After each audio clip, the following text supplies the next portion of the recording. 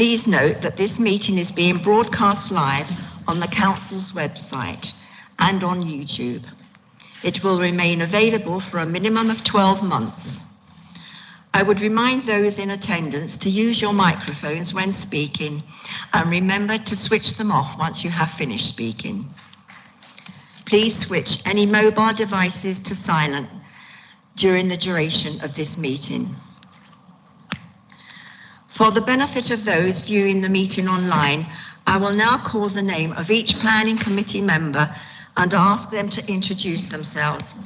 And as I previously mentioned, I am Councillor Christine Ward, Chairman of the Planning Committee. Councillor Anne Bellows. Councillor Sue Bennison. Present, Chairman. Councillor Hilary Brand. Present, Chair. Councillor Rebecca Clark. Present, Chairman. Councillor Anne Corbridge. Present, Chairman. Councillor Kate Crizell. Present, Chair. Councillor Arthur Davies. Present, Chair. Councillor Barry Dunning. Present, Chair. Councillor Alan Glass. Present, Mr. Chairman. Councillor David Hawkins. Good morning, Chairman. Councillor Maureen Holding. Councillor Christine Hopkins. Present, Chair. Councillor Mahmood Kangarani. Good morning. Councillor Joe Riley. Councillor Barry Rickman. Councillor Tony Ring. Councillor Anne Sevier. Councillor Beverly Thorne. Councillor Malcolm Wade.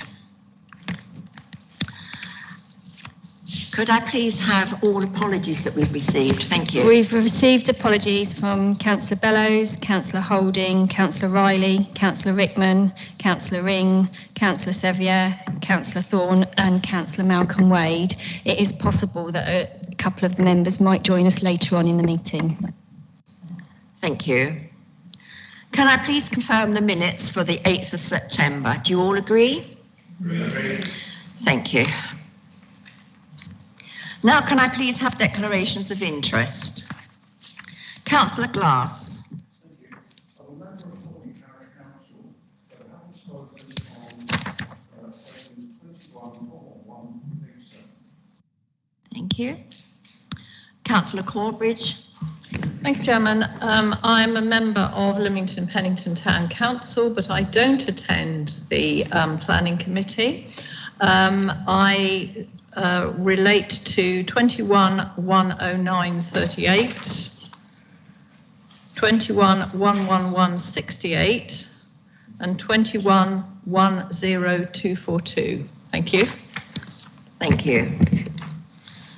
Councillor Hawkins.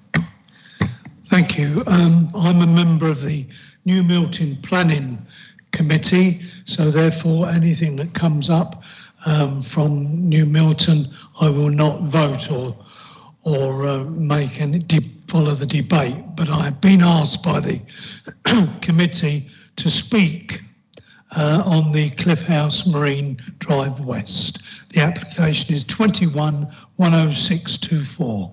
So at the appropriate time, I will remove myself to the speaker's rostrum. Thank you. And I need to declare an interest in that same application, 21/10624, as a member of New Milton Town Council, but not on the Planning Committee. Councillor. Madam Chairman, I also have an interest as well. I do have an interest in the first item on the agenda, that is 21.109.38, the former police station in Lemington. I am on the Lemington and Pennington Town Council, and I spoke at the Lemington and Pennington Town Council's Planning Committee, although I'm not on it. I would therefore like to speak on this item, but not to vote. Thank you.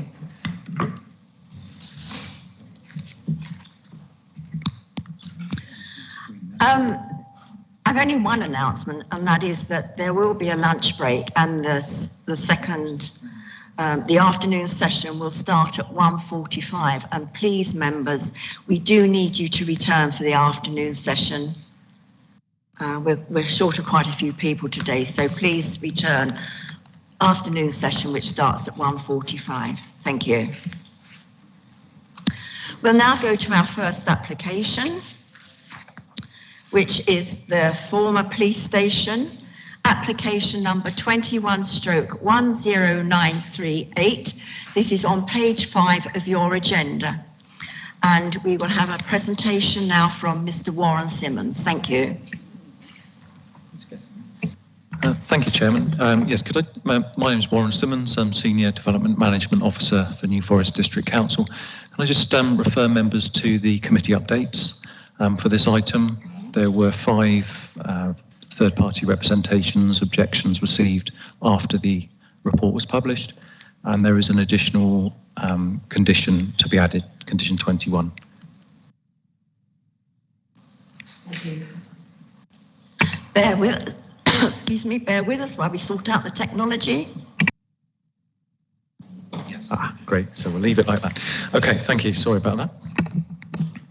Yes. So planning application 21/10938 relates to the former police station on Southampton Road in Lemington.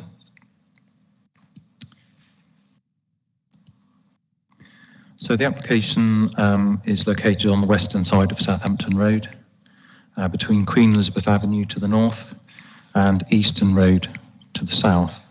It's approximately rectangular site, just under 1/4 of a hectare in area, and it's relatively flat. It's an aerial view supplied by the applicant, probably when it was in use as a police station then. So here's some floor plans of the existing buildings.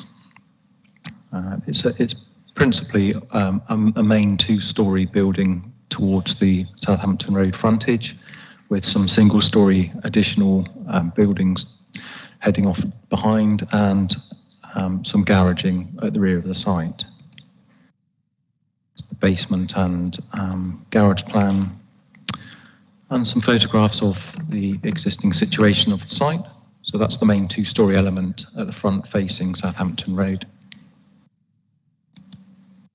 This shows across the front looking south towards Buckland House, which are apartments also on Southampton Road.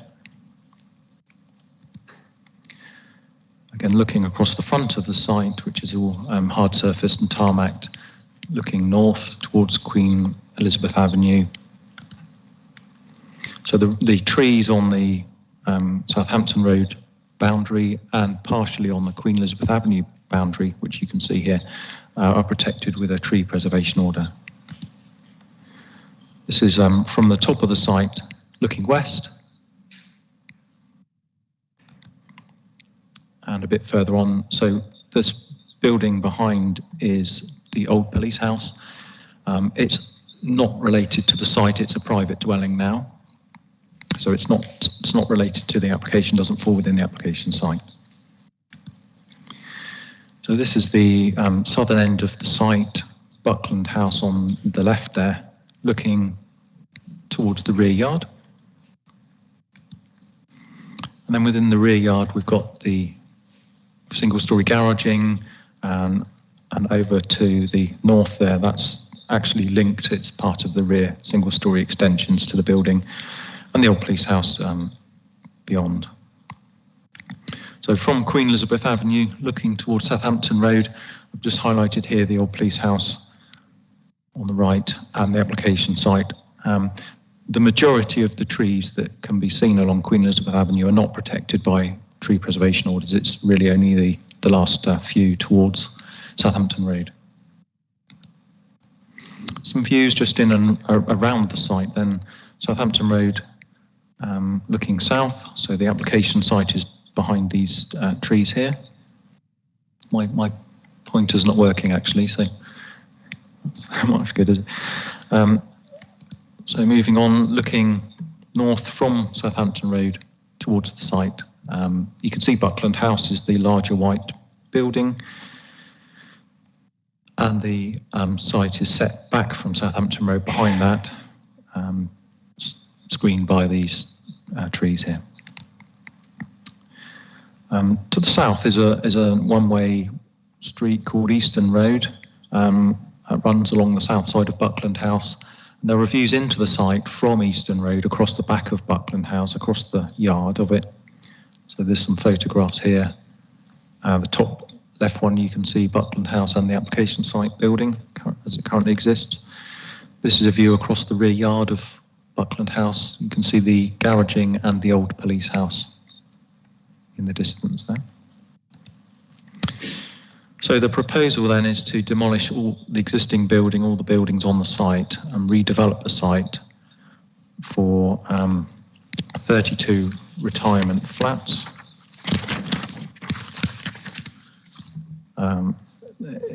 The access is proposed to be changed from Southampton Road to Queen Elizabeth Avenue, indicated there. Service Road across the western side of the site to parking. There's on the left, on the picture there, on the western side of the site is some outbuildings which are a refuse store, a mobility scooter and cycle store, and an electricity substation. So you can see this is the general layout of the site plan. It's set in from the Southampton Road boundary and from the Queen Elizabeth Avenue boundaries, as you can see there. So some elevations. The top one is the street scene as proposed, showing the trees. So this is from Southampton Road, and the bottom one is the Southampton Road without the trees. So we're looking at a predominantly three-storey building with a partial third floor within the mansard style roof. So this is the north elevation from Queen Elizabeth Avenue perspective. Again, the top is the street scene. The TPO trees are shown retained on the left there, and other planting shown along this boundary. It also shows here the sort of tapering down of the mass of the building towards the police house, the old police house, which, as I say, is a separate private dwelling. This is the south elevation, which faces towards Buckland House. So with this elevation, it's worthy of note that on the right-hand side, there are no windows above ground floor level, apart from some lighting to internal corridors, which would be obscure glazed. The part of the building on the left of this diagram is set further away from the boundary. It's sort of indicated by being greyed out a bit. But I'll come back to the site plan just to illustrate that shortly. But these balconies and other windows would have a view towards the rear yard of Buckland House rather than the windows of Buckland House, which face north. So this is the elevation that faces west towards the old police house. Again, no windows above ground floor level, apart from some lighting into internal corridors, which will be obscure glazed. On the right-hand side, the drawing is greyed out slightly because these balconies and windows are significantly further from the boundary, the western boundary with the old police house. So if I just spin back to the, so here is the elevation we were just looking at. So no windows above ground floor level in this more sensitive area.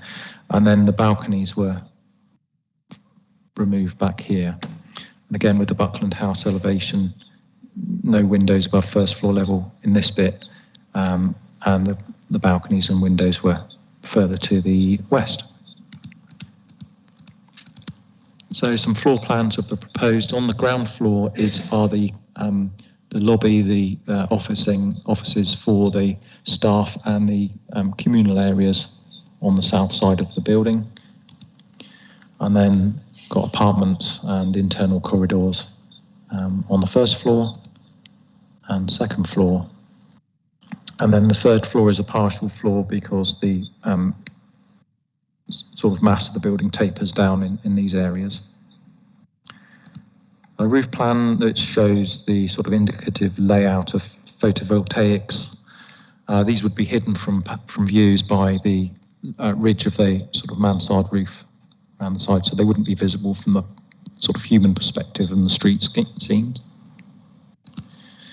And here's the applicant's sort of landscape plan, which again shows the relocated access off of Queen Elizabeth Avenue, the service road running to the internal parking area, the main entrance towards the south, and the substation, mobility scooter store, cycle store, and refuse store on the western boundary.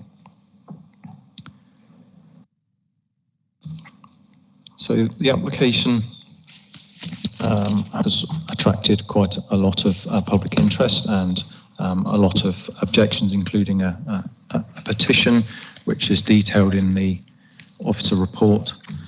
There have been concerns raised by the conservation officer in respect of the loss of the existing building, which he considers is a non-designated heritage asset. However, for the reasons set out in the report, it's considered that the benefits of providing housing in the sustainable location of Lemington, and in particular housing for elderly people when there's a projected significant need for that, outweigh those concerns in respect of the non-designated heritage asset. The recommendation for the application is for authority to be delegated to the head of planning for the application to be approved, subject to the conditions set out in the report, plus the additional condition in the committee updates. Subject to the applicant entering into an appropriate legal agreement to provide mitigation in terms of habitats and to provide an appropriate off-site contribution in respect of affordable housing. Thank you. Thank you very much for that presentation. We do have several speakers on this application. So firstly, I'd like to go to Mr. Stuart Goodhill, the planning agent, and you have 3 minutes. Thank you. Good morning, Madam Chair, councillors and members of the public. I would like to thank you for giving me the opportunity to address you. My name is Stuart Goodwill and I'm here speaking on behalf of the applicant Churchill Retirement Living. We held a detailed pre-app with the council and a public consultation on our scheme which showcased our approach to design for the site ahead of submission. Following comments received at the pre-app and public consultation, we amended our scheme to the more traditional design before you today. This scheme will make a meaningful contribution to the council's 5-year housing land supply and will deliver a string of social and economic benefits, all which have recently been endorsed at the Stanford Hill Appeal and confirmed as having significant weight in the planning balance. Churchill Retirement Living focus on brownfield sites because we have a very specific requirement for our residents. We need to be within half a mile of a town centre with a flat level walk and close to amenities. There is clear evidence that demonstrates the best form of accommodation to boost a town centre's economic vitality is retirement living because the residents are everyday basket shoppers supporting the local high street. I would like to thank the planning officer for the comprehensive and diligent report in front of you today and the recommendation which I fully endorse. Turning to the issue of affordable housing and homes for younger people, I share the sentiment of many of you regarding the dire housing crisis that this country faces. In fact, the housing crisis is across a multitude of needs, including affordable housing, starter homes and older persons housing. The provision of retirement accommodation allows the movement of older residents who are often in large family homes and often in sole occupancy. By providing more appropriate retirement accommodation, we provide a catalyst in the housing market that frees up larger homes, which in turn frees up smaller 2- and 3-bedroom homes, ideal for younger first-time buyers. Indeed, independent research confirms that for every single retirement property bought, 2 houses are freed up down the chain. The research goes on to confirm that an average 40-unit retirement scheme results in at least 27 first-time buyer properties being released to market. On the matter of affordable housing, we have worked closely with your officers, and this proposal will make a policy-compliant contribution of over £580,000 to the delivery of affordable housing, the equivalent of over 12 affordable homes. This is in addition to the further financial contributions of over £360,000. The scheme before you is one of the best forms of development to meet identified need, help free up current housing stock, ensuring families are in the right size homes for their needs, and the smaller properties are available for the first-time younger buyers. I would respectfully request that you support your officers on the recommendation before you, and I suggest that development constitutes good quality, sustainable development that has a positive impact on all areas of housing need and affordable housing delivery. To go against your officers and refuse this scheme would result in these significant benefits being delayed by at least 12 months while it is considered an appeal, when in fact they could be making a meaningful impact now for all spectrums of housing need, older, younger and affordable. Thank you very much for your time. Thank you. You now have Mr. Don Mackenzie, and you also have 3 minutes. Thank you. Thank you very much. I represent the Lemington Society. I'd like to declare an interest in that the Lemington Society planted the trees along the front, which the tree officer is worried about and which are supposed to be protected, but which will come under threat.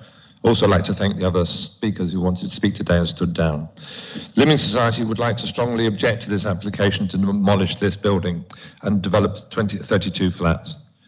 This is a building with considerable, what the architect, the conservation officer describes as having considerable architectural merit, and one which should be considered an undesignated heritage asset. In other words, an attractive building which deserves to be kept and which should be on a local list of heritage assets if the NFDC had such a local list as other areas do. And it's going to be demolished instead of being kept for the enjoyment of future generations. The application proposes to demolish a building which could be repurposed with a saving of many thousands of tons of CO2 and replace it with an ugly, overlarge building. I ask you to look at that and see how little space there is around that building. It's overdevelopment on a gross scale. It also sets a dangerous precedent for such buildings to spread down Southampton Road, contrary to the limited local distinctiveness supplementary planning document. Looking at the difficulties of this site, the building occupies a huge amount of the space, leaving virtually no space roundabout for residents to enjoy. The amount of communal space inside is tiny, with residents almost certainly having to spend a lot of time in their rooms to get some peace and quiet. The amount of parking is woefully inadequate. One of the objectors said, "It seems remarkably optimistic to think that commercial retirement development with staff up to 50 residents will be able to cope with 12 parking spaces, none of which are drawn as disabled.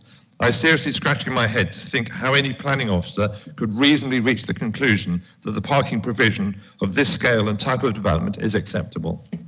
Sustainability does not seem to be bear in mind. No allowance seems to be made for green heating or ventilation and building with maybe heat pumps. Over provision, there's so many of these houses already. As you know, there are 60 to 90 type of these developments still available to buy in the town. While nationally there may be a requirement for this type of housing, surely Lemington is entitled to say enough is enough. We would suggest this is contrary to policy HOU1. The strategy is to ensure that all residential developments helps to address the diversity of housing needs of local people at all stages of their life, providing a mix and choice of homes by type, size, tenure and cost. Lemington is not experiencing that. We're experiencing a glut of these apartments. We think it's contrary to HOU3. The Society would like to contend that this is, as I said, contrary to policy HOU3, which says in paragraph 629, given the limited supply of land suitable for residential development in the plan area, it's not appropriate to accommodate wider market demand for commercial care home development. If it does not specifically address a local need. It seems unlikely this is going to afford people from local families, local people a need. It's not going to meet a local need. We think it's contrary to local plan provisions for affordable homes to think that for this large development, the council is going to get such a small amount of money towards providing affordable homes. Thank you, Mr. Mackenzie. You have had your 3 minutes. Okay, thank you very much.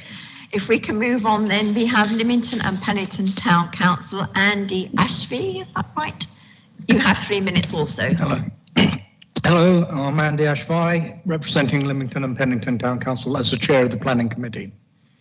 There isn't enough time to go through all our objections, so I have to trust that you have read our minutes in preparation. There are 4 sections to our opposition. 1, the design. It's a poor design, ugly, overbearing, crowded, out of character. There are not enough facilities for its function.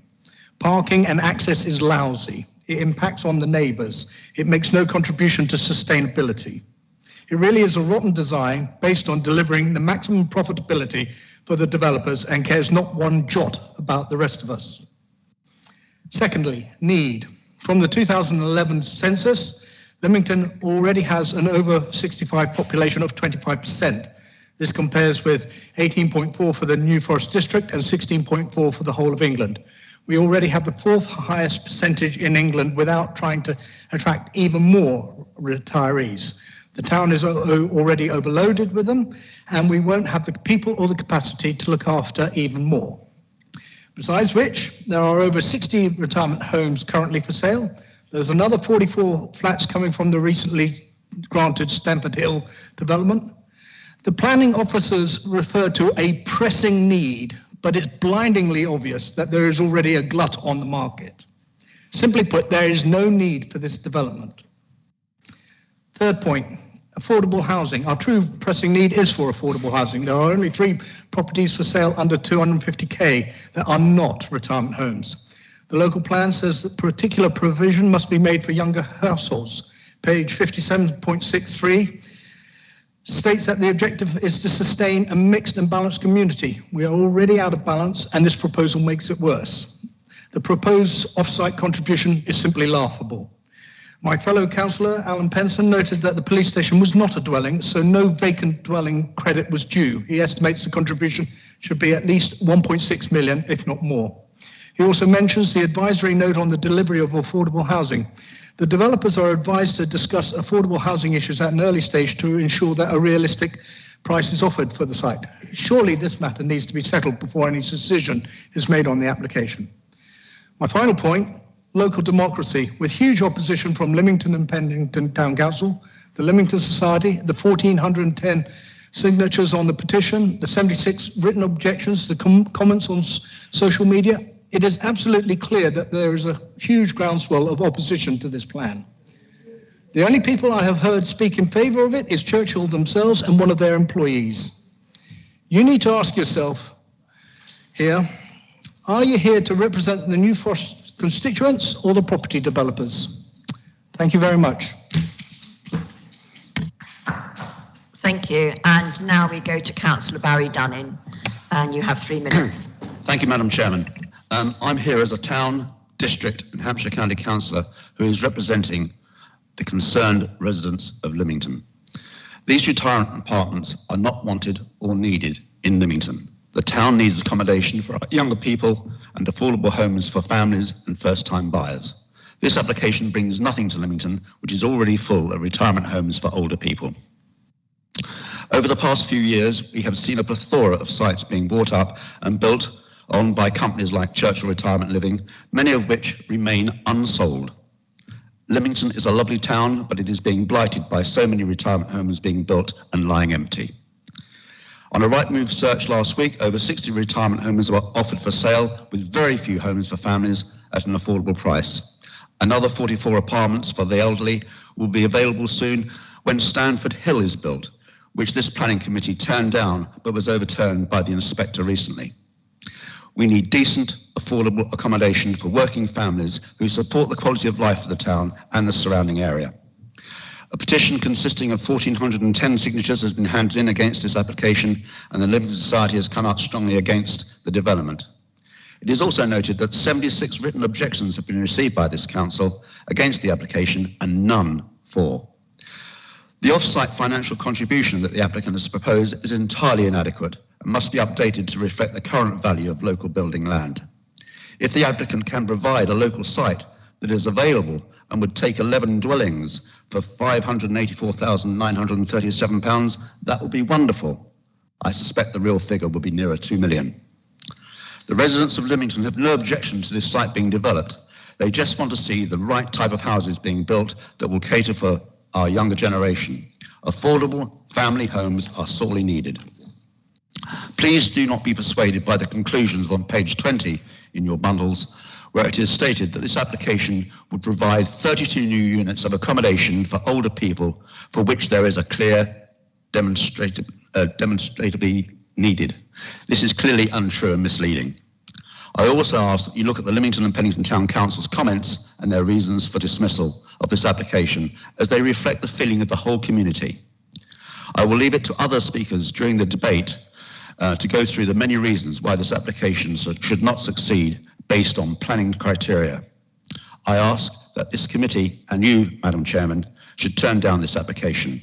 Thank you. Thank you very much. We're going to questions now of officers and speakers. I just want to say something before. There is a lot of emotion and a lot of concern around this. And I think our gut feeling is that we don't want to see more empty properties when there's such a need for properties for younger families. But we have to look at this application on its planning merits. So please bear that in mind when asking questions and during debate. Thank you. So can I have questions, please? Councillor Corbry. Thank you very much, Madam Chairman. I would like to ask a question of the case officer, if I may. In your notes that you've provided us with, you, on page 12, you highlight a topic paper, which I believe is entitled SD16, which highlights a projected need for specialist housing for older persons from the period 2016 to 36. In the south of the district, 952 bed spaces and a total projected of 3,146 across the whole plan area.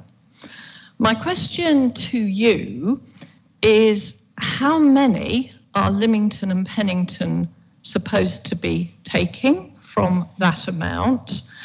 And have we at any point, because I've singularly failed doing this myself, made a reckoning of how many we actually have?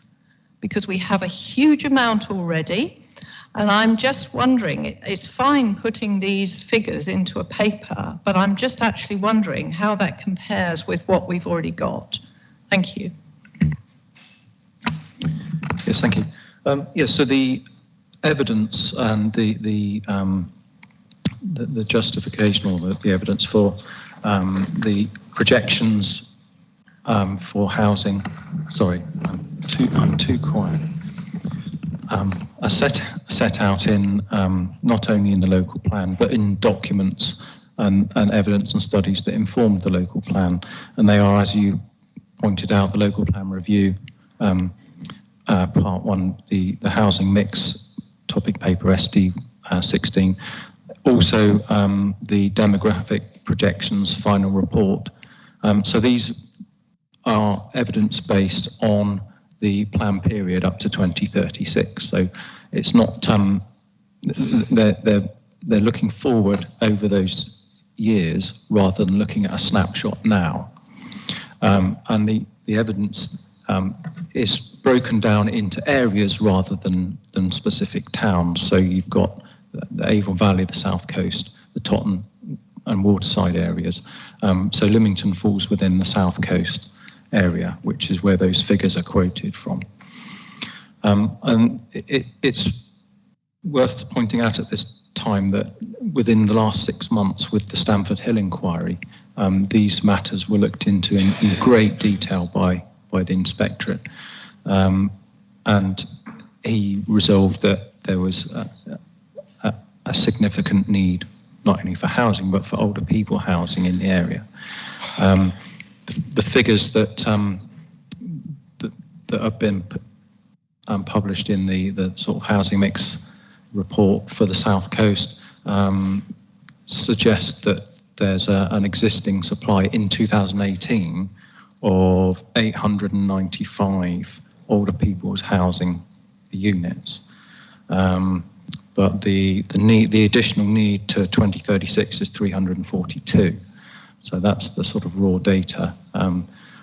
So the ones which are available on that you see on Rightmove now, if you add them to the ones that might come forward in Stanford Hill, it's still a long way short of 342. And as I say, there's a danger in looking on agent websites and getting a snapshot of now, particularly because the market hasn't been normal in the last couple of years. The local plan and officers informing members will rely on the evidence which has gone into providing these figures in the local plan. I see. Answers the question. Thank you. So we can't be, what you're saying is then we cannot be specific about particular areas, and it will be an unequal spread across the towns and villages of the forest. Yes, it's broken down into 4 areas, but it's not like an allocation. It's a demographic projection rather than an allocation. Okay, thank you. Thank you. Councillor Bennison. Thank you, Chairman. I have a number of questions across several of the speakers, if I may. Could I just ask that chart 24 is shown, and then my first question is to Mr. Goodwill, if I may. Yes, that chart shows some windows that look like they are bricked out. Why? Thank you, Councillor. That elevation is facing the former police house. So what we've put on there is effectively window tax windows. So they look like they were old windows, but it's to prevent any overlooking of the neighbouring property. So they're not actually windows, it's simply a brick detailing. Okay, so you think it just looks better with something that looks like windows, but in fact is bricked out?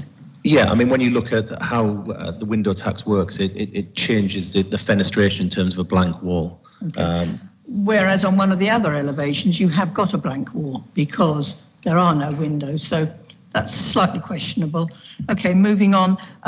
You're going to plant trees around the site. What sort of trees are you considering planting? So we're retaining the TPO trees around the site, and some trees are going to be planted onto Queen Elizabeth Avenue, and also a new tree where the existing police station access is. That will be detail agreed in the landscape management plan with the council, but we would be looking for a local deciduous species.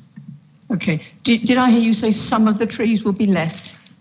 All the TPO trees on this site are retained, yes. Okay. So all the mature trees are kept. Okay. Protected. And can you tell me what sort of trees those are? There's a mixture on the site. I can't recall all of them off the top of my head. I believe there is an oak on the site, but I can't. Without referring to my notes, I can't give you the full list of species, I'm afraid. Thank you for that. Your affordable housing contribution, how much is that? I believe it's over 580,000. I think it's 584,000 in total. Okay. And that's worked out through the council's adopted policy on how to work out a contribution. So it is policy compliant once you factor in vacant building credit for the existing building on the site. Okay, thank you. If I could go on to a case officer just to ask a question. Yeah. I want to be. Yeah. Could I just clarify the point on the contribution? The council do not accept that this is a policy compliant contribution. The figures that were on the website are significantly out of date and not figures we're relying on.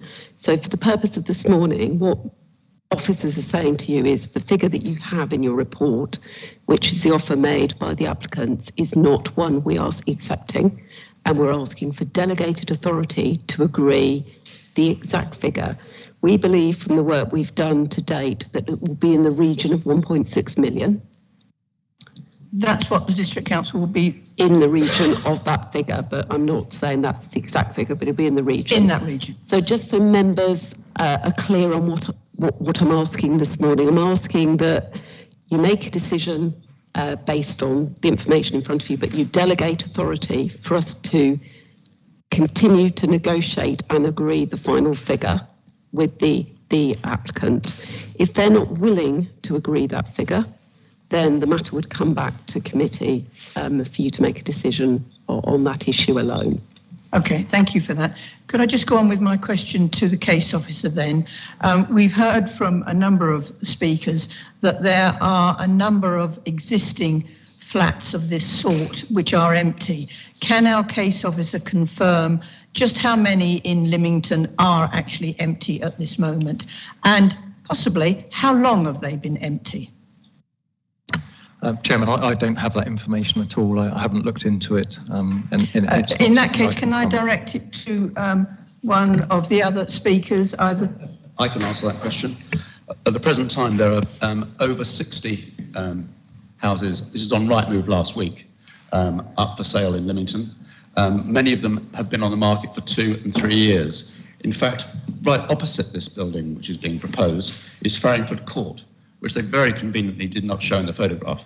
To the south of it is another block of old people's houses. Down Avenue Road, you'll find lots of other blocks of houses for sale. And there's just nothing for younger people. There's only one property on Rightmove last week, under 250,000, which is a one-bedroomed flat in Lemington that's available for younger people. So getting back to these ones that have been empty for some while, what would you attribute that to? Overpriced? No demand? We can't ask these questions, Councillor Bennett. It's to get a feeling of... No, that's not part of the application, knowing yes, what's empty. I'm not sure of the reasons why. Sorry, we need to move on. Okay, I do have you. lots of people on the list. Okay, Can I have you. Councillor Cressell, please? Thank you, Chair. Can I ask the agent, obviously the marketing department have obviously done a great deal of work investigating about this property. Could you tell me what they've decided in regard to who's going to buy these properties? How many are going to come from out of the area, in your estimation? Yeah, so on average, 60% of our purchasers come within a 5 to 10 kilometre radius of the site. Hence, talking about actually freeing up younger persons' houses in the area. In terms of our existing property in Lemington, 53% of those are sold within that 10 kilometre radius. And just picking up on the point about in terms of why is there so many available on the market at the moment, clearly we've been in the process of a global pandemic where this age group has been more affected by any of the main age groups. And what we found is a lot of those residents haven't moved, they have actually sat tight. Effectively, the market for our age group was closed down for 12 months. And as a last time purchase, it's a purchase they take with care. So what we are now seeing is the market significantly picking up again. And whilst I don't discount that there is markets available, sadly, people of this age group have also lost their lives during the pandemic, and that obviously results in properties coming on the market. But what we're finding is that the market is significantly picking up, and whilst there may be a short-term supply of houses on the likes of Rightmove, the market demand for this type of property is significant. Can I have a supplementary or not? Okay. Sorry, and how long would you estimate that normally you would take to sell those properties, given taking out of context the COVID issue? You would anticipate to 18 months to 24 months for this type of development size in front of you today. Yeah. Thank you. Thank you. I think that probably answers your question as well, in a roundabout way. Councillor Brand. Thank you. Question for Mr. Goodwill as well. I was going to ask the same question as just asked, but can you tell me the age range of people that would buy these properties, and would they still be using their vehicles? So we have an age restriction that would be put on the development of having to be over 60. Our average age of our occupier is actually 78, and it's 78 in a sole occupancy, and generally tipped more towards the female population, generally after a life event. What we found is a lot of studies, the reason we want to be within the half mile of a town centre is our residents don't drive significantly. I'm not saying this is for every older person before I'm criticised for that comment. Retirement living isn't for every older person, it's for a particular group that suffering from loneliness need to feel like they move into a town centre location. So what we find is normally our parking ratio is 0.3 spaces per apartment. Often what you will find is a resident will move in. If they do bring a car, within 12 months they've generally given it up because of the sustainable location and the fact that they end up walking to the facilities. Thank you. Councillor Sorry, Glass. could I just ask? Oh, sorry. Thank you very much. If they did have more than 12 vehicles, where would they likely to park them? In terms of if there was more than 12 vehicles, it's unallocated parking, so it isn't allocated to particular residents. So if there was more cars than spaces, effectively they would need to park in public car parks in and around the area. But what we've had is, obviously this point comes up quite often, we have done significant surveys across all of our developments in the significant number of our developments across the country. And what we find is, obviously, we wouldn't provide a development that couldn't cater for our customers. It would be effectively, as one of the councillors, a marketing own goal. The parking level that we find for these sites is at the lower end of 0.3, and it's that's why we pitch it there. If we were to develop more spaces, ultimately what you would end up is empty spaces and an inefficient use of the site. Thank you. Thank you. Councillor Glass. Thank you very much. Firstly, a personal comment. I'm 76. I still drive. My wife is 77. She still drives. I still ride a motorbike and drive a powerboat, as do many of my friends. So what you've said there about the elderly population, I think is ageist. But getting back to the point, I would like to propose, if I may, at the moment, that we reject this on the grounds of lack of outdoor space, because our old folk need to get out and get a little bit of exercise, lack of parking, and overpowering development, or overdevelopment. Thank you.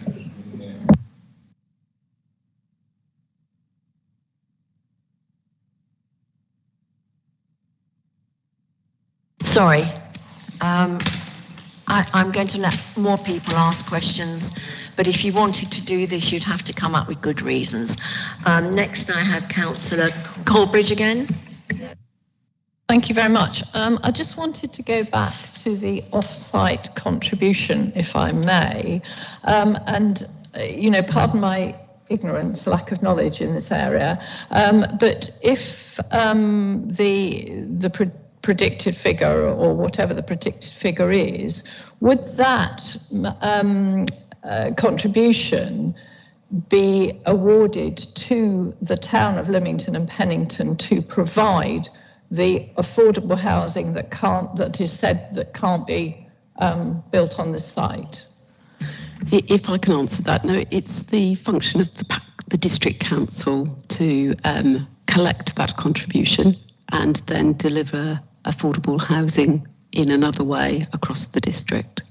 So the money would sit with the district, and we would work to look at providing additional units of accommodation, either on other developments or on a specific development. Thank you. Councillor Kangarani. Thank you, Chairman. A couple of small questions. One was regarding the age of the residents. It says the 60 years and over. And if the partners happen to be 45, will they be kicked out? Thank you, Chairman. No, there is an age-related, age-restrictive condition that specifically says that it doesn't apply to a spouse. So you can have a spouse as young as you like, and they would still be allowed to live there. I think the text mentioned they should be over 60, then they can stay. Is that the incorrect information on that? So one of the main occupier to fulfil the criteria in the condition would need to be of 60 years or older. Their spouse can be of any age. Okay. Can I ask a question from the developer as well? The developer contribution is being disputed at the moment, the level of it. But how going to recoup the money afterwards? At the moment, with nearly £500,000, you're going to put £20,000 on each property. But the £1.5 million could be another £50,000 on each property price. I don't think that this is a relevant question, Councillor Kangarani. We'll skip over that one. We'll go to Councillor Bennison again. Thank you, Chairman. My question I want to address to either Mr Mackenzie or to Lemington Town Council, whoever can answer it better. And it's with regard to the existing building, which you've said you believe ought to be listed, etc. With your knowledge of the building, do you consider that it could convert easily to what you are suggesting we should be doing, which is providing affordable housing within that building. Councillor Bellison, it's not a relevant question. We're looking at the application. No, but I would like to know the answer to that. It's not part of the application, and it's not. It's not to be considered. It has a bearing on judgment. No, it doesn't have a bearing on this application. Thank you. The Brown. I'm not sure if this is a relevant question either, but this is to the officer. We've obviously mentioned in the report about the need for accommodation for retirement living in the district, and that there will be a growing need for that. Can we understand what the need is for affordable housing against that, please?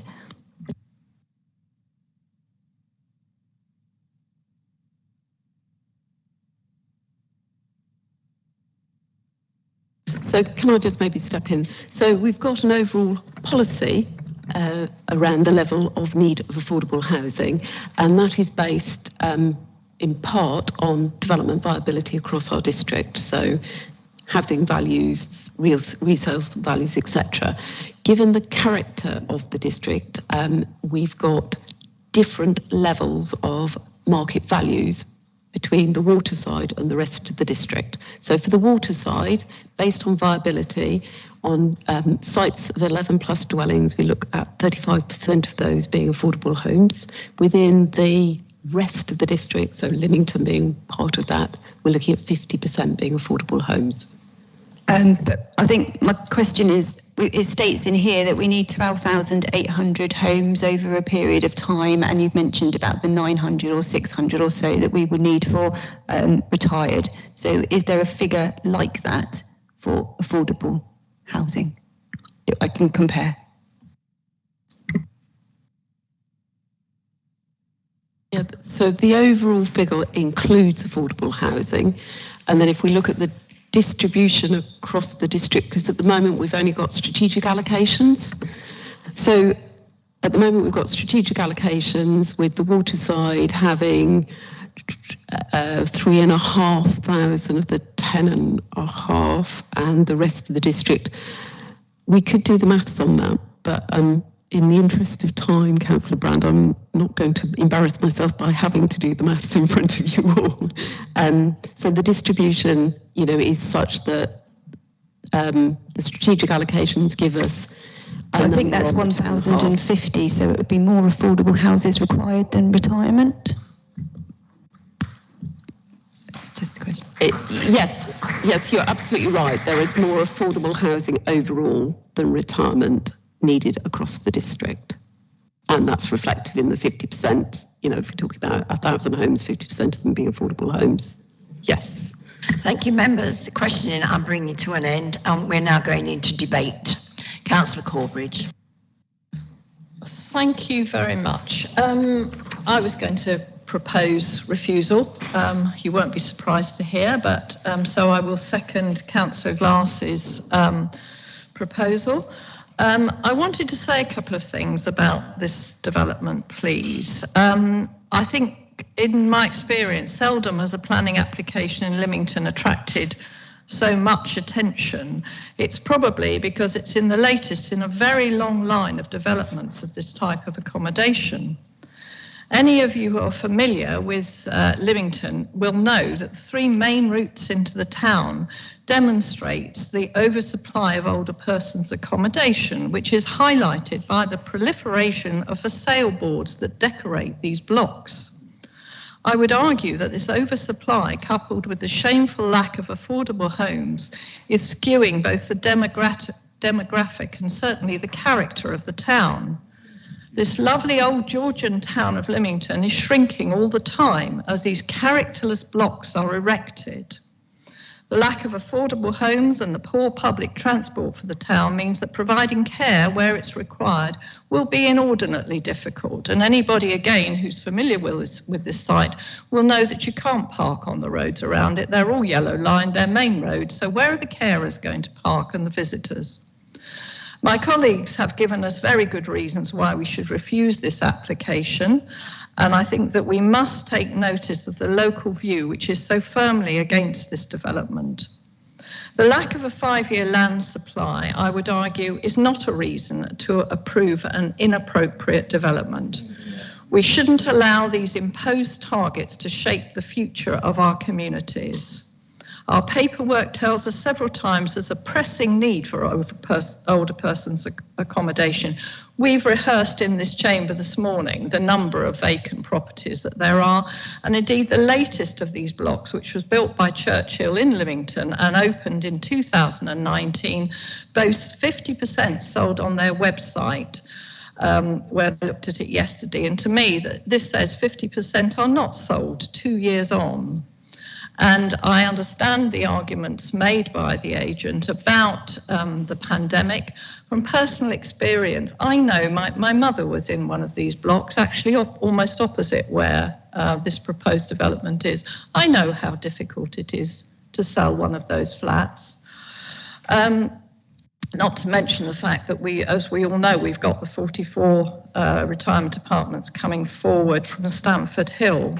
So although we can look at these projections that we're given, they're not borne out by the evidence that's before us every day. And I just feel very powerfully that sometimes logic, common sense and local knowledge has to come into play.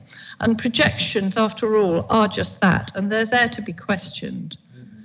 I think that we have, I also took note of the issues about parking. I think that Councillor Corbett, sorry, we are listening to what you're saying, but I think you're reading off a sheet which would indicate predetermination. I'm reading off a sheet because I was worried that I might not be able to remember all the things I thought about last night. It's not in any way coerced or discussed with anybody else. So I'm merely saying I will second the proposal to refuse. Thank you. Thank you. Councillor Gluck.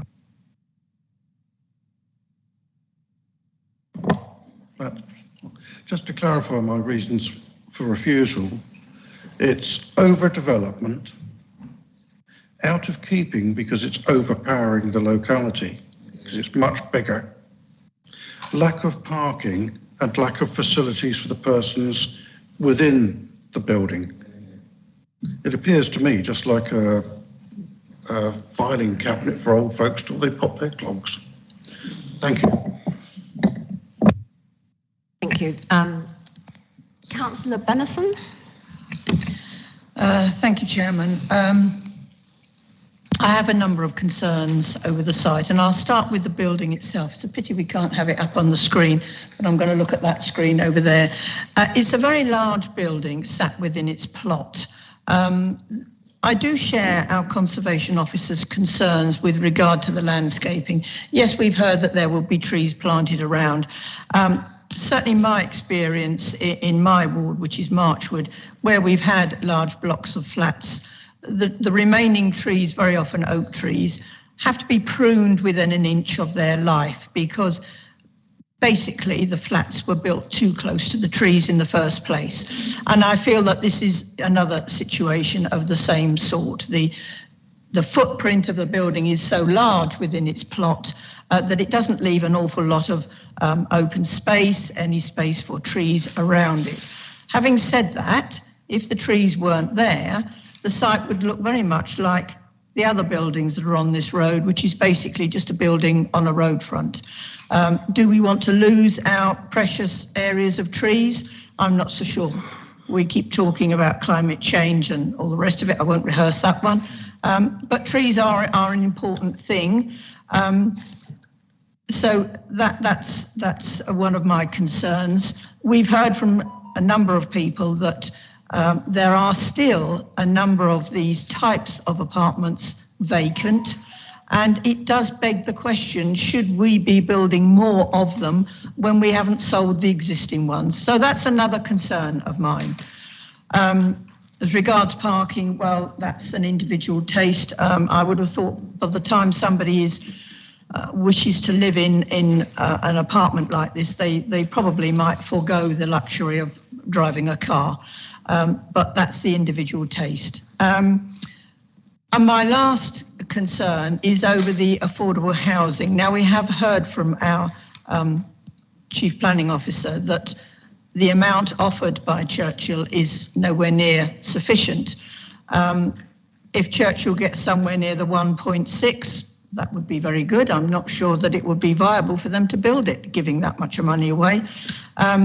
So there is that, if I call it a fallback position, that if they didn't get anywhere near that figure, our Chief Planning Officer has said it would come back to this committee. But there is an awful lot of opposition to this, and I'm also concerned that the existing building, we have heard that it would be good enough to put on a local listed heritage list if we had one. Certainly the National Park are doing something about that with their buildings. They are developing a locally listed list of heritage assets that they want to keep. And so, although, Chairman, you wouldn't allow me to ask the question, I would like to have explored, could the existing building be used for this precious affordable housing that everybody's crying out for? Again, it is this is my not part opinion. of this application. It It is just an opinion, and I need to move on now, So because those other are- people so have those- opinions. If I so can those move are on my concerns, to Councillor Chairman. Hawkins, please. Yes, I was waving at Councillor Glass because he hadn't switched his microphone off, but as you've given me the opportunity to say something, all I would say is please, please, we need affordable housing for our young people. We've got enough old age pensioners living in good accommodation. We need to look after our young people. They are the future of the forest. Thank you. Thank you. Councillor Davies. Thank you, Chair. I've listened to the debate very carefully. I've been on this committee for a number of years, and the thing that I've learned is to listen very carefully. But this application is probably one of the worst designs I've seen. It's questionable whether it's needed. It's certainly not wanted. The design, the picture of the actual design was, in my view, awful design. It's very cramped, but there's a good reason to change. It's awfully cramped. I mean, one of the pictures we saw with all the little square bits on it, I've never seen one like that. And we've had these retirement properties similar. In fact, we have one, I think, in Hyde. And it got extended. They actually put more of these little boxes in. When you get to a certain age, you want nice, comfortable living. I don't think you can be comfortable in this waiting room for our ending. So I haven't seen, I've never seen anything that's going to, for me to vote on this. And that's the picture I'm talking about.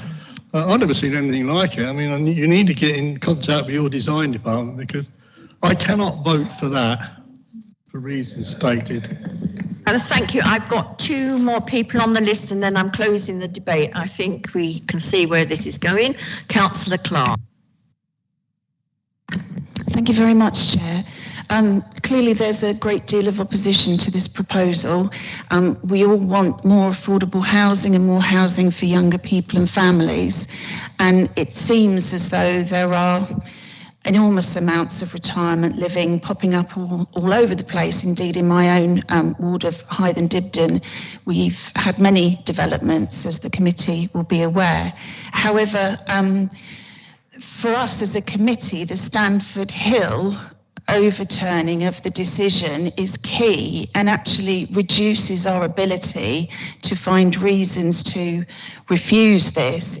The inspector did address certain things very specifically.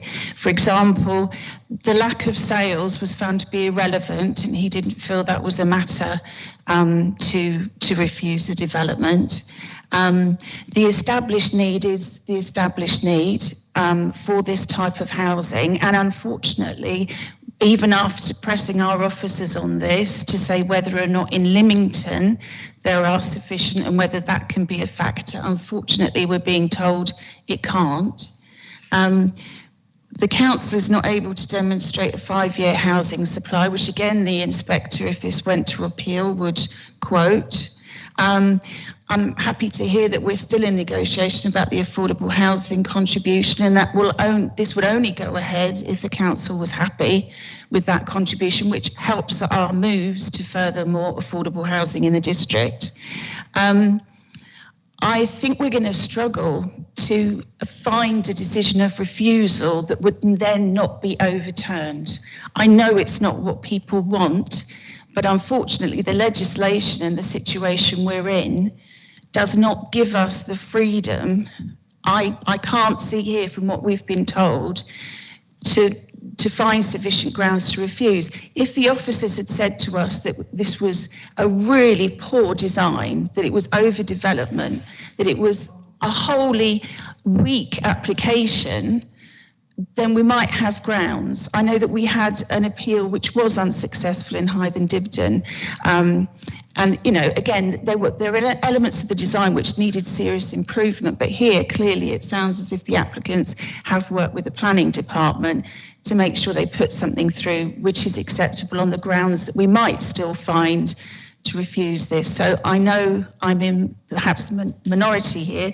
It's not necessarily my own personal wish, it's just my own evaluation of the report and the restrictions we're under as a committee to make a decision here. Thank you. Thank you very much. And last one, Councillor Hopkins. Hard to believe we're a democracy. Right. 32 apartments, over the average age of 76, 2 parking places.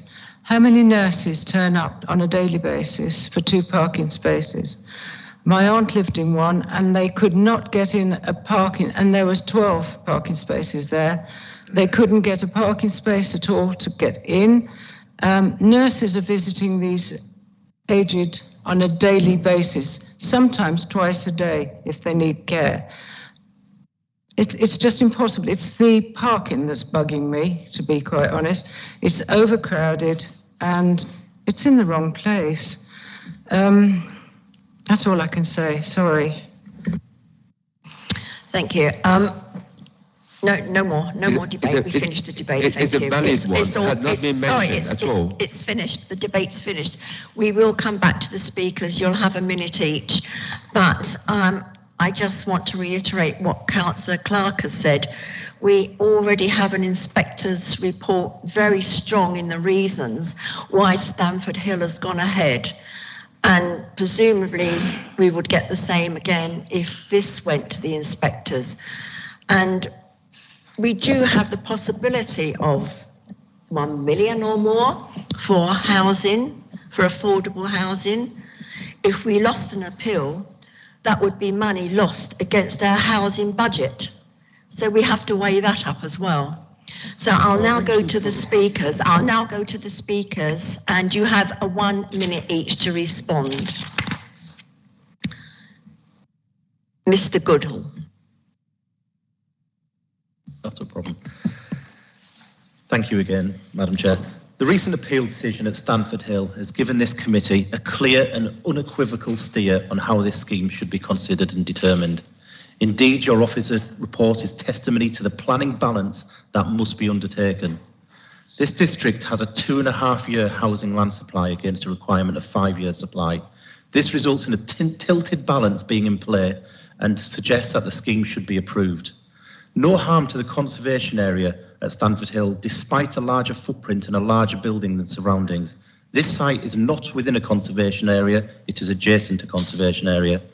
The social and economic benefits of retirement living schemes are significant and substantial and should be given significant planning weight. 61% of the district is greenfield, so the LPA should maximise the use of brownfield sites. The inspector fully accepts Lemington has a critical need for older persons housing. The inspector dismisses criticism of oversupply of retirement properties and slow sales rates in Lemington. I would actually have your minute. Thank you. Mr. Don McKenzie. Thank you very much. Obviously, we know where we are with the Stanford Hill development, and the fact that if it went to appeal on certain matters, it might well be passed. But surely that doesn't give license for this abomination. Surely this doesn't mean that anything that they throw at us can be built. It's 4 stories. It's got no space around it. Surely overdevelopment must come into this. Even against the 5-year land supply figures, there must be some planning reason that we can stop this monstrosity being built. And I'd appeal to you to turn this down, and they can come back with a better design. Thank you. Thank you. Mr. Ashby. Thank you. I'd also like to question, if there was a £1.62 million contribution, it is then the NFDC's policy remit to distribute it. So consequently, is it your policy to fill Lemington full of rich oldies and dump the youngsters in some other poor place? I don't think that's a very equitable approach.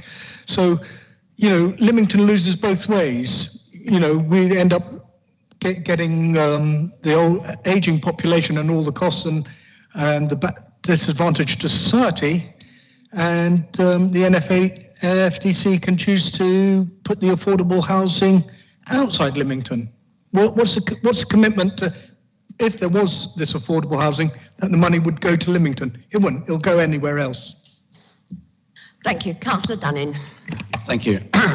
It's time common sense was part of this decision. And it's time we overcame this bureaucracy, which is creating a horrible situation in Lemington. It's totally unacceptable. We don't want it. Thank you. Thank you. I need to come back. We need to question these reasons. So would you like to? Yeah, so members, I think the notes I've got is overdevelopment, lack of parking, lack of facilities and impact on TPO trees.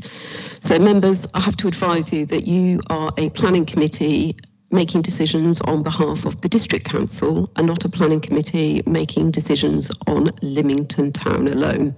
You have a local plan that covers the whole of the district. It is supported and has been through public examination and is based on a robust evidence base around a mix of housing need.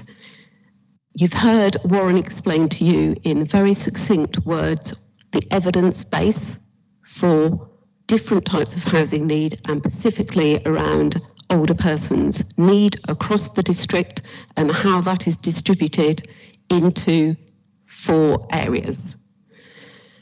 You recently took the decision to overturn officer's recommendation and we had a 8-day public inquiry at Stanford Hill. The outcome of that inquiry, whether members like it or not, is a significant material consideration this morning for you. And the inspector was very, very clear in his findings at paragraph 37 that there is an evidence base that there is significant need, and the proposal began to scrape on the edges of meeting that need. If you go to a refusal based on no need for this, you will lose and we will go down with costs. So members, just to give you an idea of the costs we're talking about, for us to defend the Stanford Hill appeal cost us, just to do that appeal, probably in the region of about £80,000 and took a significant amount of officer time and resource, which meant they weren't doing other things. We didn't have an award of costs against us, but I expect if we had, it would have been quite a significant award of costs. So I can only advise you this morning, because ultimately you are the planning committee making the decision this morning, that you have no grounds to refuse this application on the lack of need for this accommodation. Anything you might say about sales values, etc., is something that's a market matter and not a planning matter. And you as lay people, you know, are merely speculating on market demand for this. I just want to go on to confirm that the application is not for a care home. This is for people who choose to live in this type of accommodation because they are making a lifestyle choice. So there aren't nurses coming in daily to care for these people. because almost all of the people in this room could be living in that accommodation because they choose to, including some of the officers, I suspect. So just to put that into a context, so people will still be fully mobile, living, probably very enjoyable lives. You brought up the issue of parking. I have to say, and I'm sure my colleagues sitting this side of me, and probably Ian as well, have had this conversation around parking demand and parking need multiple times on this type of accommodation. Because of the lifestyle choices people are making to live in this accommodation, as the applicant or the agent has explained, they choose to not have a car and they're choosing to live near a town centre where there are facilities. And therefore, the number of parking spaces on this site, unless you've got evidence to the contrary that you want to base your reason for refusal on, the number of parking spaces is a reasonable number of parking spaces for the accommodation and is unlikely to lead to any significant pressure for on-street parking. So members, ultimately it's your decision what you choose to do this morning. But I have to say that we will be struggling to find any evidence to substantiate a reason for refusal from you as a committee based on parking.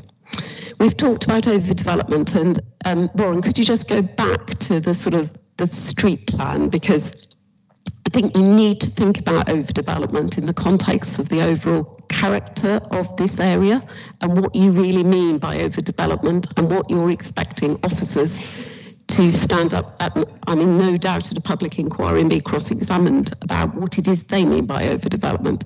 If you could just go back to the street plan so that we can just have a look at maybe the adjoining site, probably the next. Did you have another one that was just showed the location plan? Sorry, apologies, I used wrong words there. There we go. So you can see the next door site, similar scale building up to the boundaries, little or no amenity space around it because of the type of product is on that site. You can even see the historic terrace properties to the south and the development across the road, and even the detached house that's on the corner of the road. A lot of those buildings have significant amount of site coverage. So if you are looking for a reason of overdevelopment, you're going to have to begin to articulate what it is you're expecting officers to defend in that. And indeed, one of the members has actually said, without the trees, this would look like all the other buildings in the road. So, as a committee, you've already sort of made some judgments on that. The other reason for refusal is lack of facilities. Maybe committee, you want to articulate a little bit more to us as officers what you mean by lack of facilities. These are flats, 1-2 bedroom flats. They will be of a size that are similar to other types of product on the market. We've touched on the affordable housing. Obviously, as officers and the local plan, the delivery of affordable housing within our district is a key part of our local plan and a key part of what we are trying to do as planning officers. What we're saying to you this morning is that we don't feel there is a justification for on-site affordable housing because the mix of different occupants wouldn't be a good mix.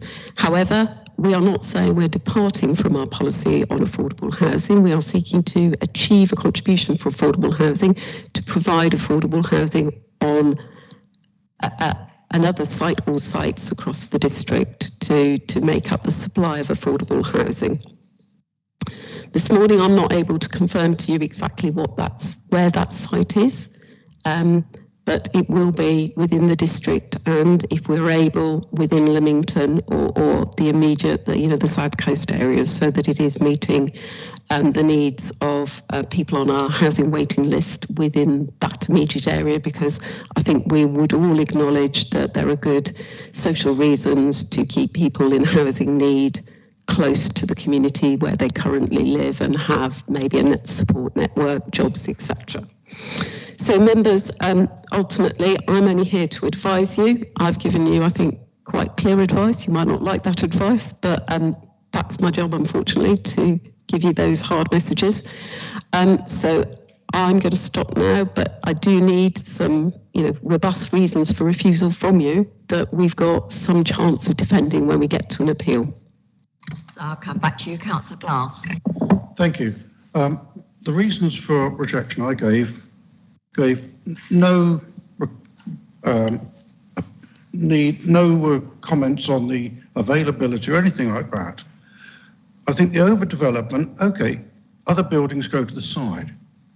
This is a huge building that is bigger than the houses around it. It's much wider, much higher. So it would be totally out of keeping. And also, I think the amenity for the people living there, there's nowhere to go out and stretch your legs. Just, if you're 90, you can still walk around the block, but there's hardly anything there. So it's the overdevelopment, I think. And I think with all the other points, maybe I could, obviously with the backing, refer this to come back to the committee when we've sorted out all the little bits like payments, so as we know exactly what's going on. Because at the moment, if we said yes, we're saying yes to a very fluid decision.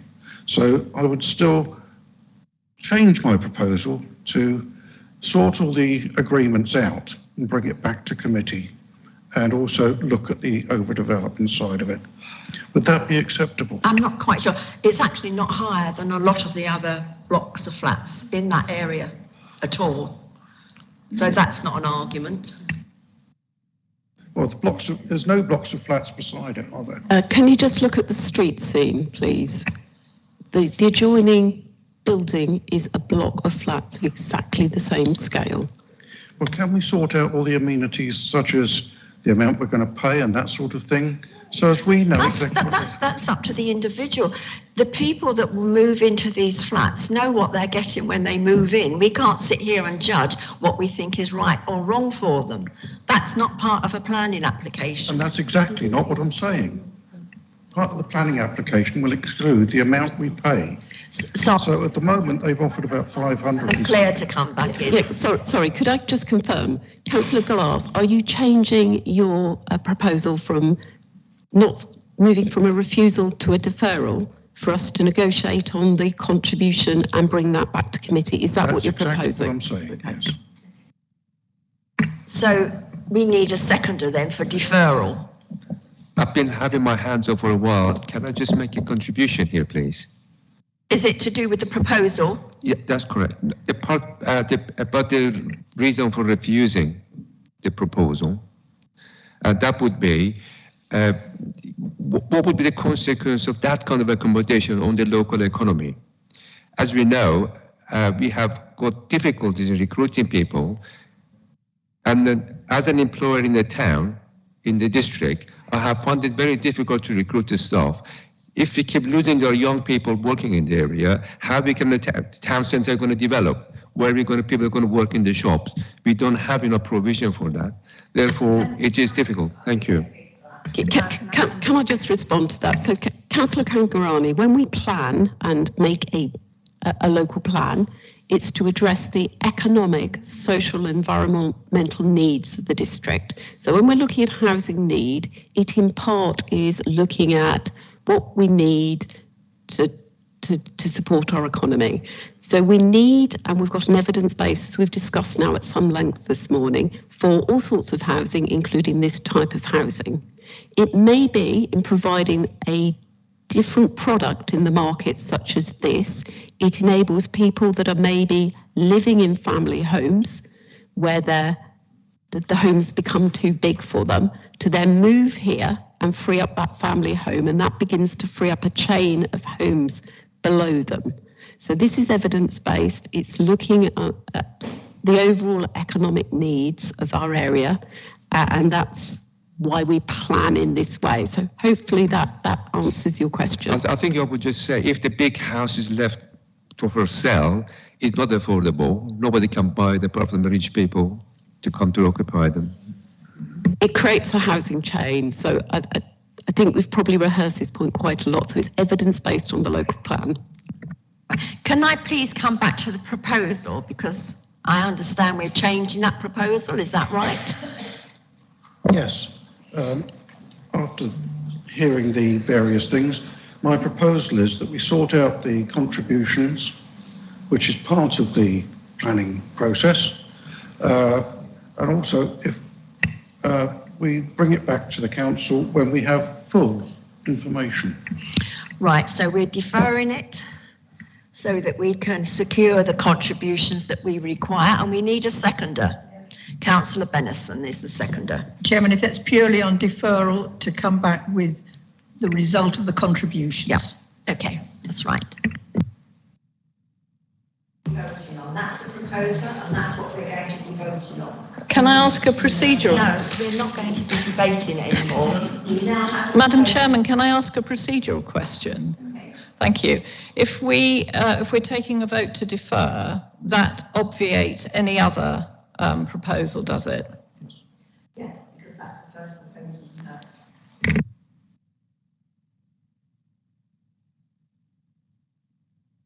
Yeah, I was just going to ask, could we have officers just feedback on whether that's a reasonable course of action to take?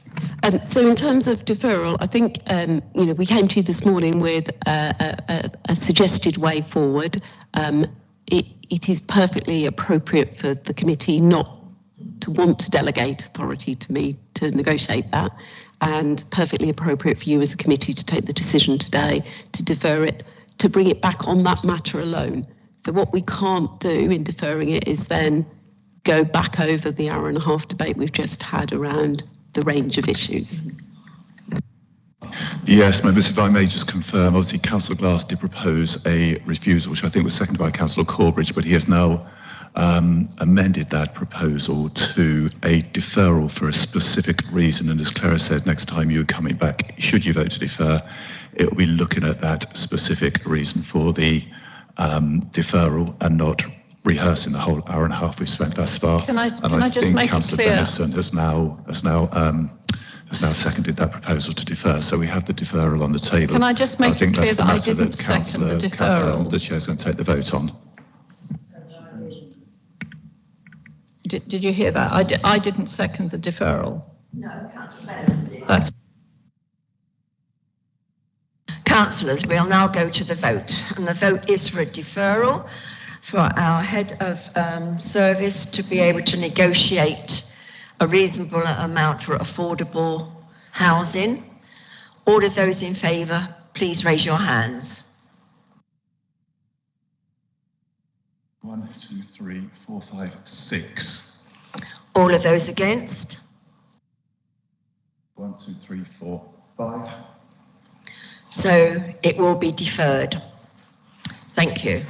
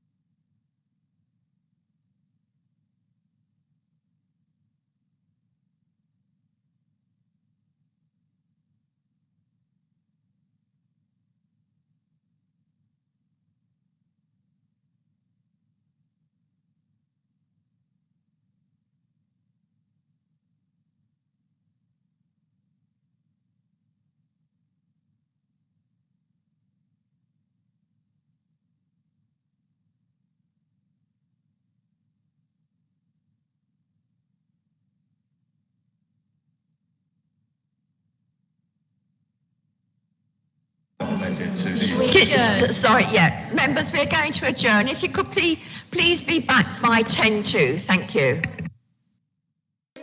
We're going to start with page 29, land of Hot Clover Way, formerly land at Crow Arch Lane, Ringwood. This is application number 20/11208. This application is an NFDC application. So if we can go ahead, please, with the presentation. Can you confirm first we've got no interest on this item, please? I don't believe we do have any interest on this one. No. Okay. Thank you, Mr. Bennett, if you'd like to go. Thank you, Chairman. Hopefully a slightly less contentious application, this one. The application's before you today because we are the applicant. NFDC Estates section have put in this planning application. So in the interest of transparency, we presented it to you for consideration. The site is off Hot Clover Way, which is the recently constructed Linden Homes development off Crow Lane. Previously, approval has been given via outline approval and reserve matters for employment units in this location here, outlined by the red line. The only matters for consideration with this application is to give the applicant a little bit more flexibility in use of the units already approved for the use of B8 storage and distribution purposes. This is the aerial photograph of the site. As you can see, the Linden Homes development is under construction, or nearly complete in this location here, and the last phase of development under construction here. This is the application site, which has been laid out in respect of roads, etc., on the back of the outline approval and the reserve matters. This is the layout plan previously approved. The application only relates to these 4 units within the red line and seeks B8 use for those units.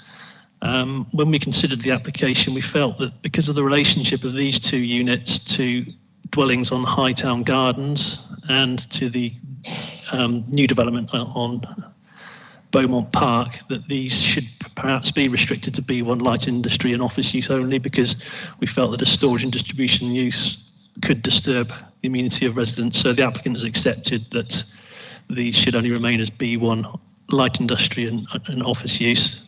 These 2 units could be used for B8 use because they merely adjoin the employment land, which is already in situ to the west. Included some typical elevations, again, previously approved just for interest's sake. It's typical employment type units which are going to come forward on the site. As you can see, the roads have been laid out to base level on the site.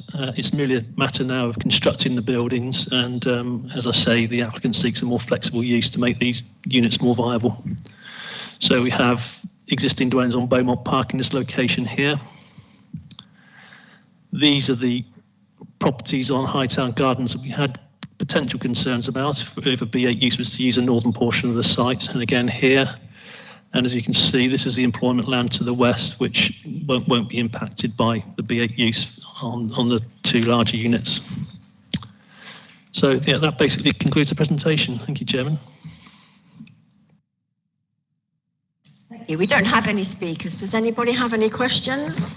Councillor Bellison.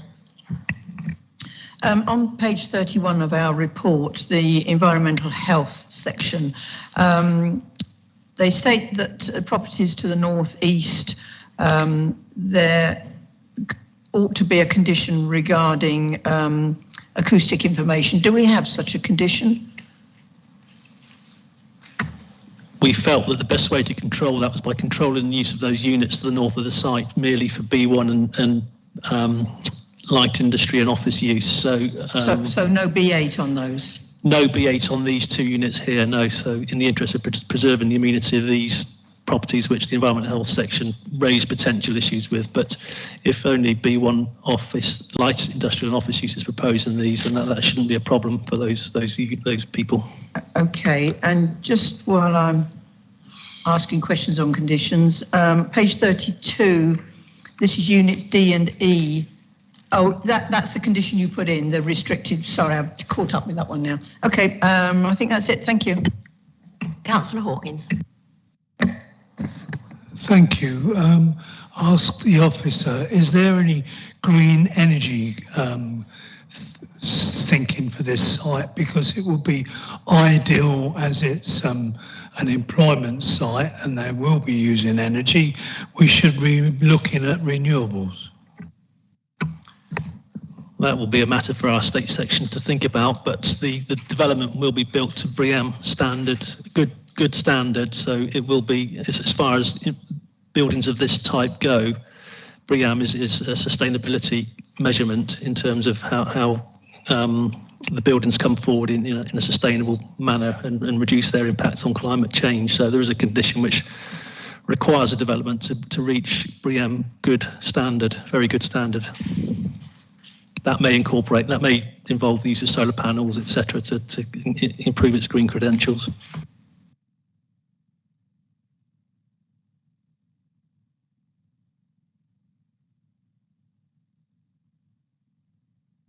Just to point out that it is on page 39, condition 18.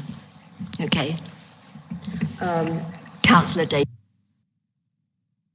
Thank you, Chair. I would like to propose that we grant this application as the recommendation on our papers.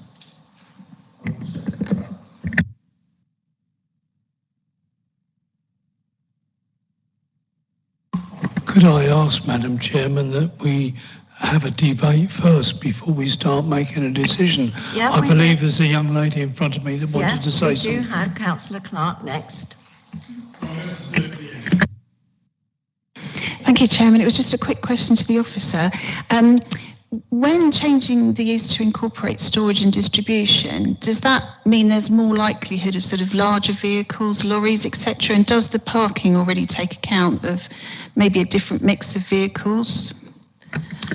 Storage and distribution typically doesn't entail a greater amount of parking, but there will be more vehicle movements by the nature of the distribution use proposed. So that's why we had concerns about vehicle movements at the northern end of the site.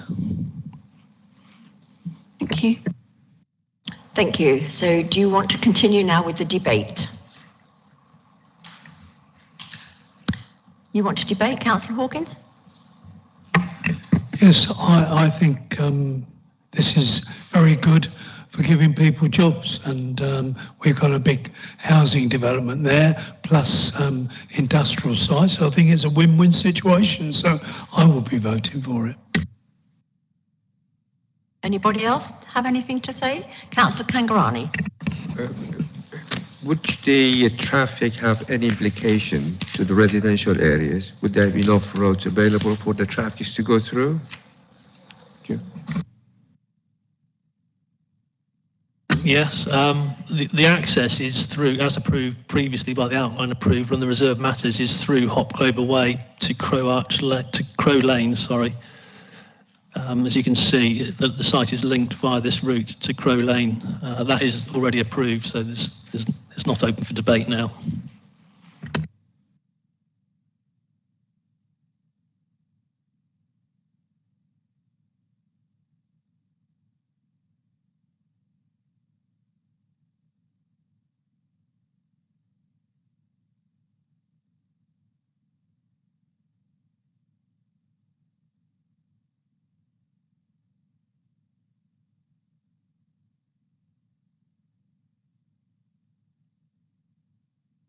All those in favour, please vote. 11. Okay, that's unanimous.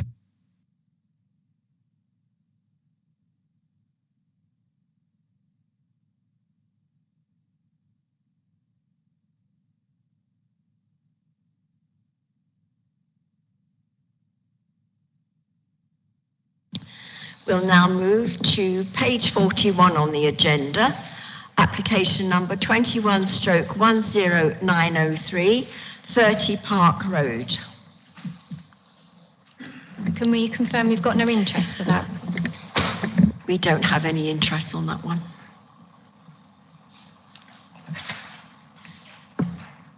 Thank you. So I'll go to the presentation. Mr. Edmonds not here? Sorry? Mr. Edmonds is down to speak. Yeah, okay. We'll first go to the presentation. Thank you, Chair. This application relates to number 30 Park Road in Fordingbridge, and it's before you as the reason for refusal is not in complete alignment with the reasons given by Fordingbridge Town Council, who also wanted to introduce parking reasons and impact on wildlife as reasons for refusal. The site relates to that area outlined red, close to the junction of Whitsbury Road with Park Road, and relates to the curtilage of number 30 being the host property. As you can see, the rear gardens in the area are quite generous and elongated to the rear, which we considered the proposal would probably go against the grain of the existing pattern of development. You can see the aerial photograph of the site, the host property with its garden, and there's a rear garage and hard standard surface, which will form the majority of the application site. This is the proposed footprint of the proposal. So you can see it would take up the garage area and the hard standard area. Proposed to put a chalet bungalow with 2 parking spaces for the future occupiers of the bungalow, and also 2 parking spaces for occupiers of number 30. It's admittedly a modest sized dwelling, but we felt the curtilage of the property was simply too tight around it, with the rear garden area being between 5.5 and 5 metres in depth. We just felt that it was too small and out of character with the area. The design of the dwelling itself is not unacceptable, but for the reasons given in the reason for refusal, we feel that it's overdevelopment of the site, too cramped, and would be adversely affect the character of the area. This is the host property, quite a grand structure. It's bound on 2 sides by quite an attractive and verdant hedge. This is the application site with the garage shown here. And there's also a maturing plane tree which would be removed from the site, which the tree officer has reservations over, and subsequently protected it in the interest of the tree being of amenity value. The proposal would result in the loss of quite a substantial portion of this verdant hedgerow and this wall and tree fronting the site, which is added to our reasons for refusal to it being unacceptable to the street scene and character of the area. Just more photos of the site, so that concludes the presentation. Thank you, Chairman. Thank you. I have one speaker, Mr. Edmonds, the applicant. You have 3 minutes. Thank you, Madam Chairman. I'd just like to speak to the objections raised by Fordingbridge Town Council and this planning office. So it's claimed that the proposal is contrary to Fordingbridge Town Design Statement Clause 9.6, which specifically refers to back garden infilling. And this proposal can in no way be considered as back garden infilling, so the contingent concerns of that clause just don't apply here. But even if they did, the proposal fully conforms to or even exceeds the spirit and the letter of the town design statement. And it's been said that the character and appearance of the area would be undermined by the cramped and overdeveloped form of development sought. Well, the separation of 5 metres to the west mentioned in the report is greater than the average separation of all the buildings on the same side of Park Road. The separation to the east is nearly 10 metres, over double that average. The proposed dwelling, whose footprint is about 40 square metres, sits in a plot of just under 200 square metres, just 20% of the site. This is not cramped. The back garden is over 50 square metres, is a great outside green space for a 2-bedroom town dwelling. That, in addition to a front garden, 2 off-street car parking spaces and access on both sides of the house. This is not overdevelopment. The street scene here is dominated by the south elevation of number 30, with its 15-metre tower and a wall and hedge totalling around 50 metres in length. This proposal only affects about 5.5 metres of this hedge, as 11% of the street boundary. And that 5.5 metres of hedge line can be moved rather than eliminated. The one semi-mature plane tree can stay. Consequently, there is no significant erosion of tree and hedge cover and hence verdancy of the area. In fact, the street scene will be aesthetically enhanced by replacing a dilapidated wooden structure and an expanse of tarmac with a sensitively architected and proportionate house with its garden and hedges. That said, the property is not even visible from most of Park Road.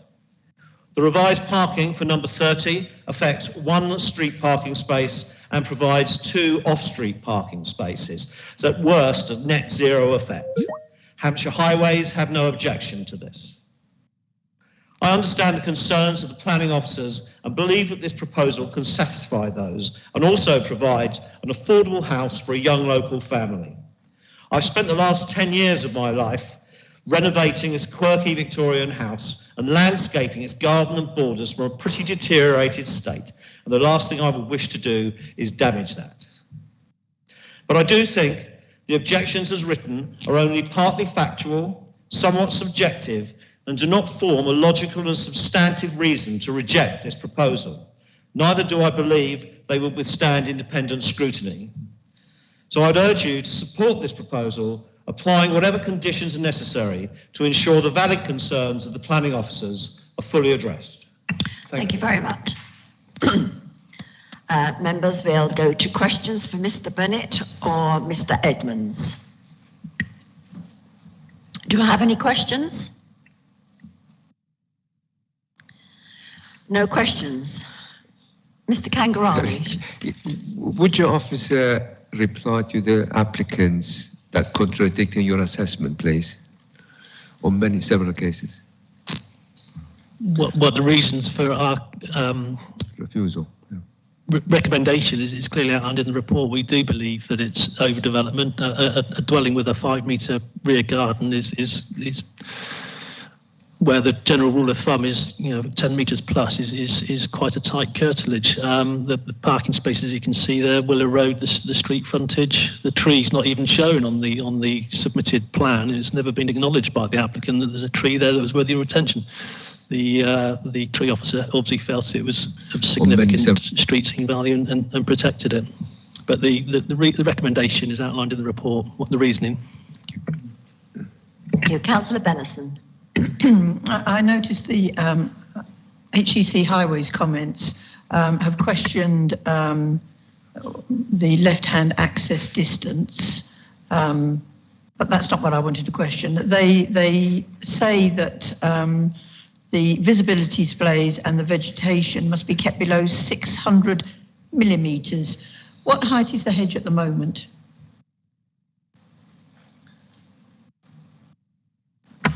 This is the hedge fronting the site. It's probably in excess of 2.5 metres on top of that retaining wall. So the visibility display is probably going to have to eat further into the hedgerow.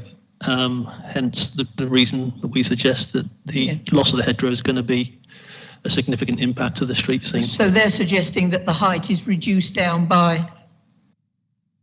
Well, it would have to be just above the level of the wall. So the hedge would have to be, removed within the visibility display. Yeah, thank you.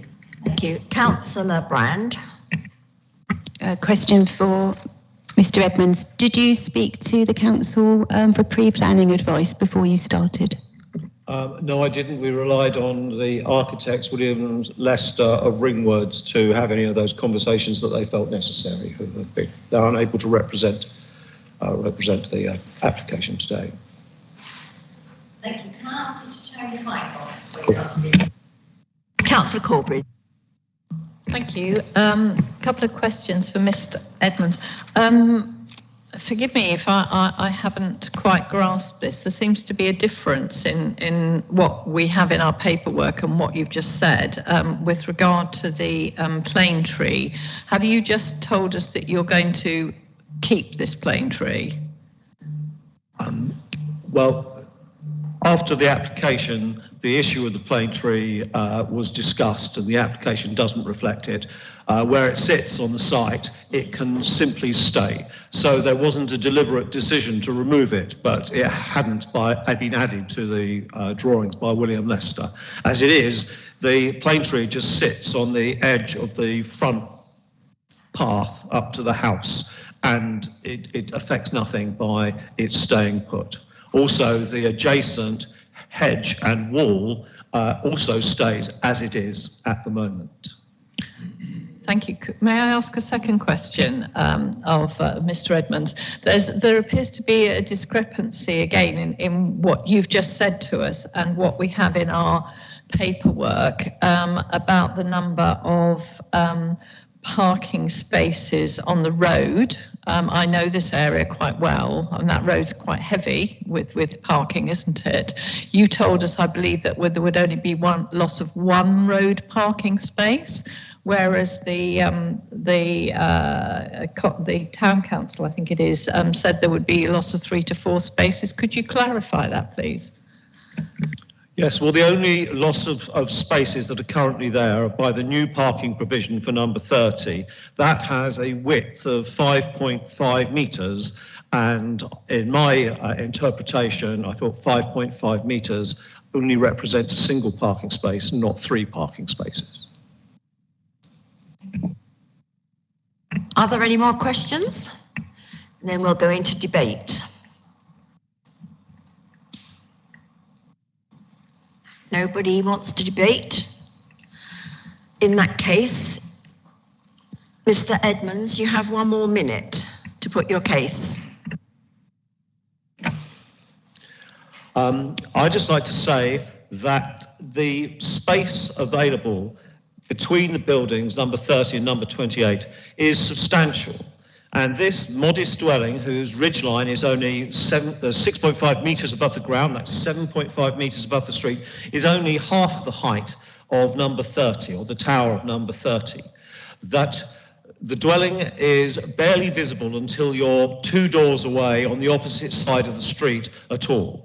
And it sits very comfortably in the space that between the 2 buildings. I truly believe it is an aesthetic enhancement to that area, which at the moment looks like a bit of a gap with a tatty old wooden garage and some tarmac there. I planted all those all of the landscaping was done by myself, and I occupy number 30, and I'm completely confident that the character and the verdancy will be maintained, and this will not upset the layout of the buildings on this end of Park Road. Thank you very much, Mr. Edmonds. The recommendation is to refuse. I need a proposer and a seconder, please. Can somebody propose the recommendation? Hawkins. And a seconder, Hopkins.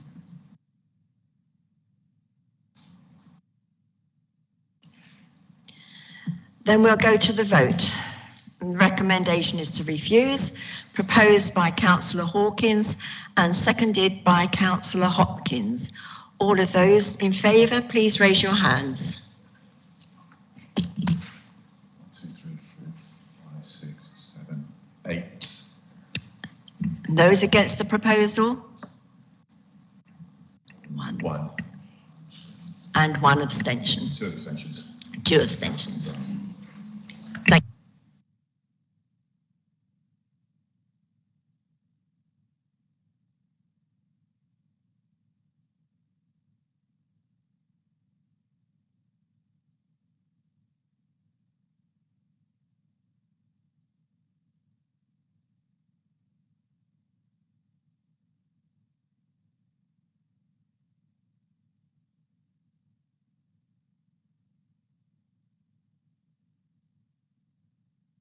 Move on to our next application, which is on page 51 of the agenda, Whitefield Cottage, West Road, Milford-on-Sea. Application number 21/11013. Do I have any interests? No, nothing on this one. I'm the Yeah. I'm the councillor for Milford. but I do not sit on their planning committee. Okay.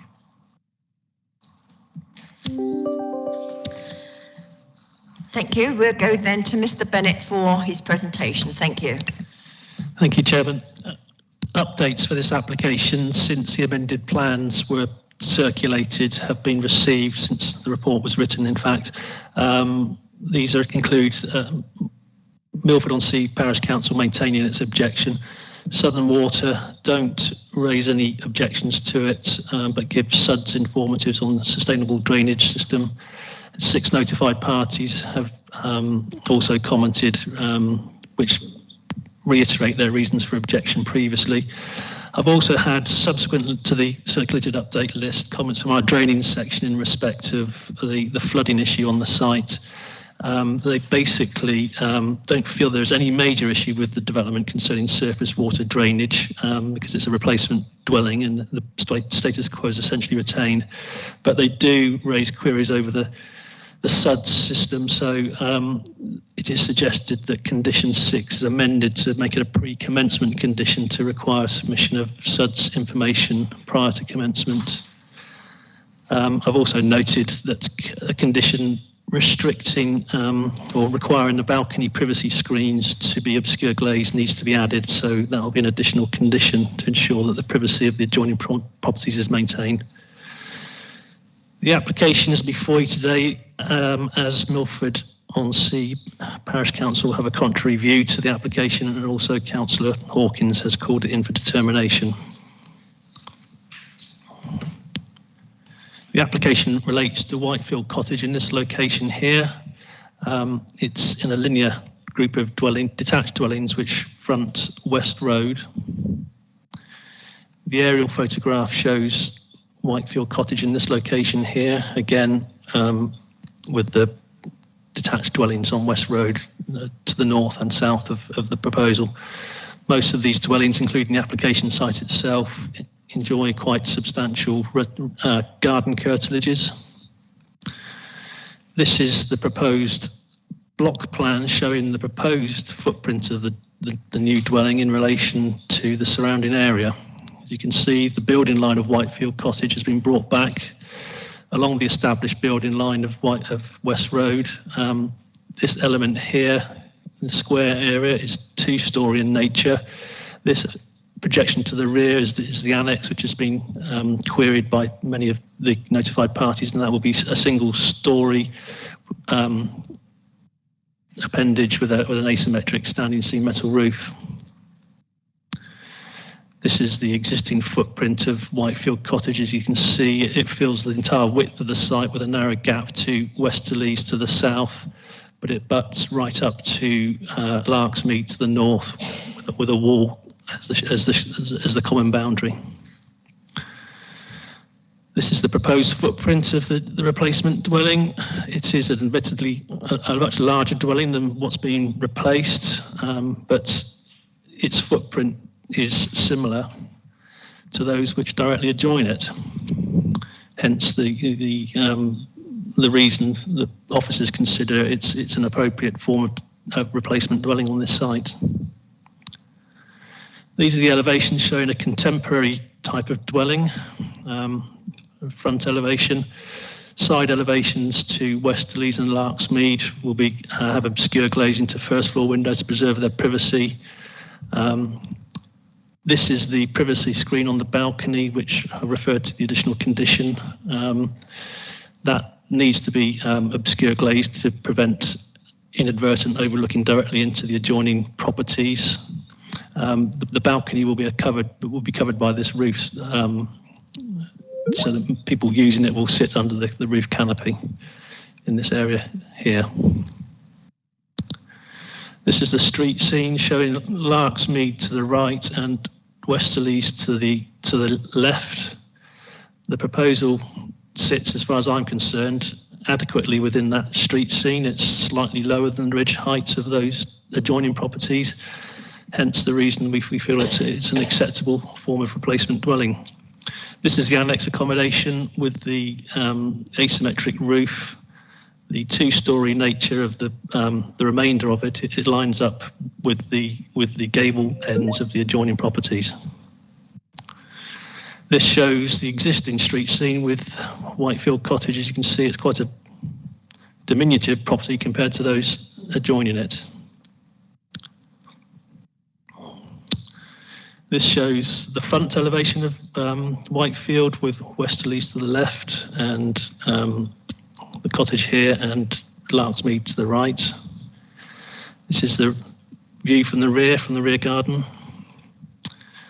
This is the elevation that the two-storey aspect of the proposal will face on Larksmead, and similarly a blank elevation on Westerleys, which it will face to the south. This is the wall that will be retained adjoining Larksmead that the applicant has agreed to. And this is a view of the site from Larksmead's rear garden with the cottage in that location there.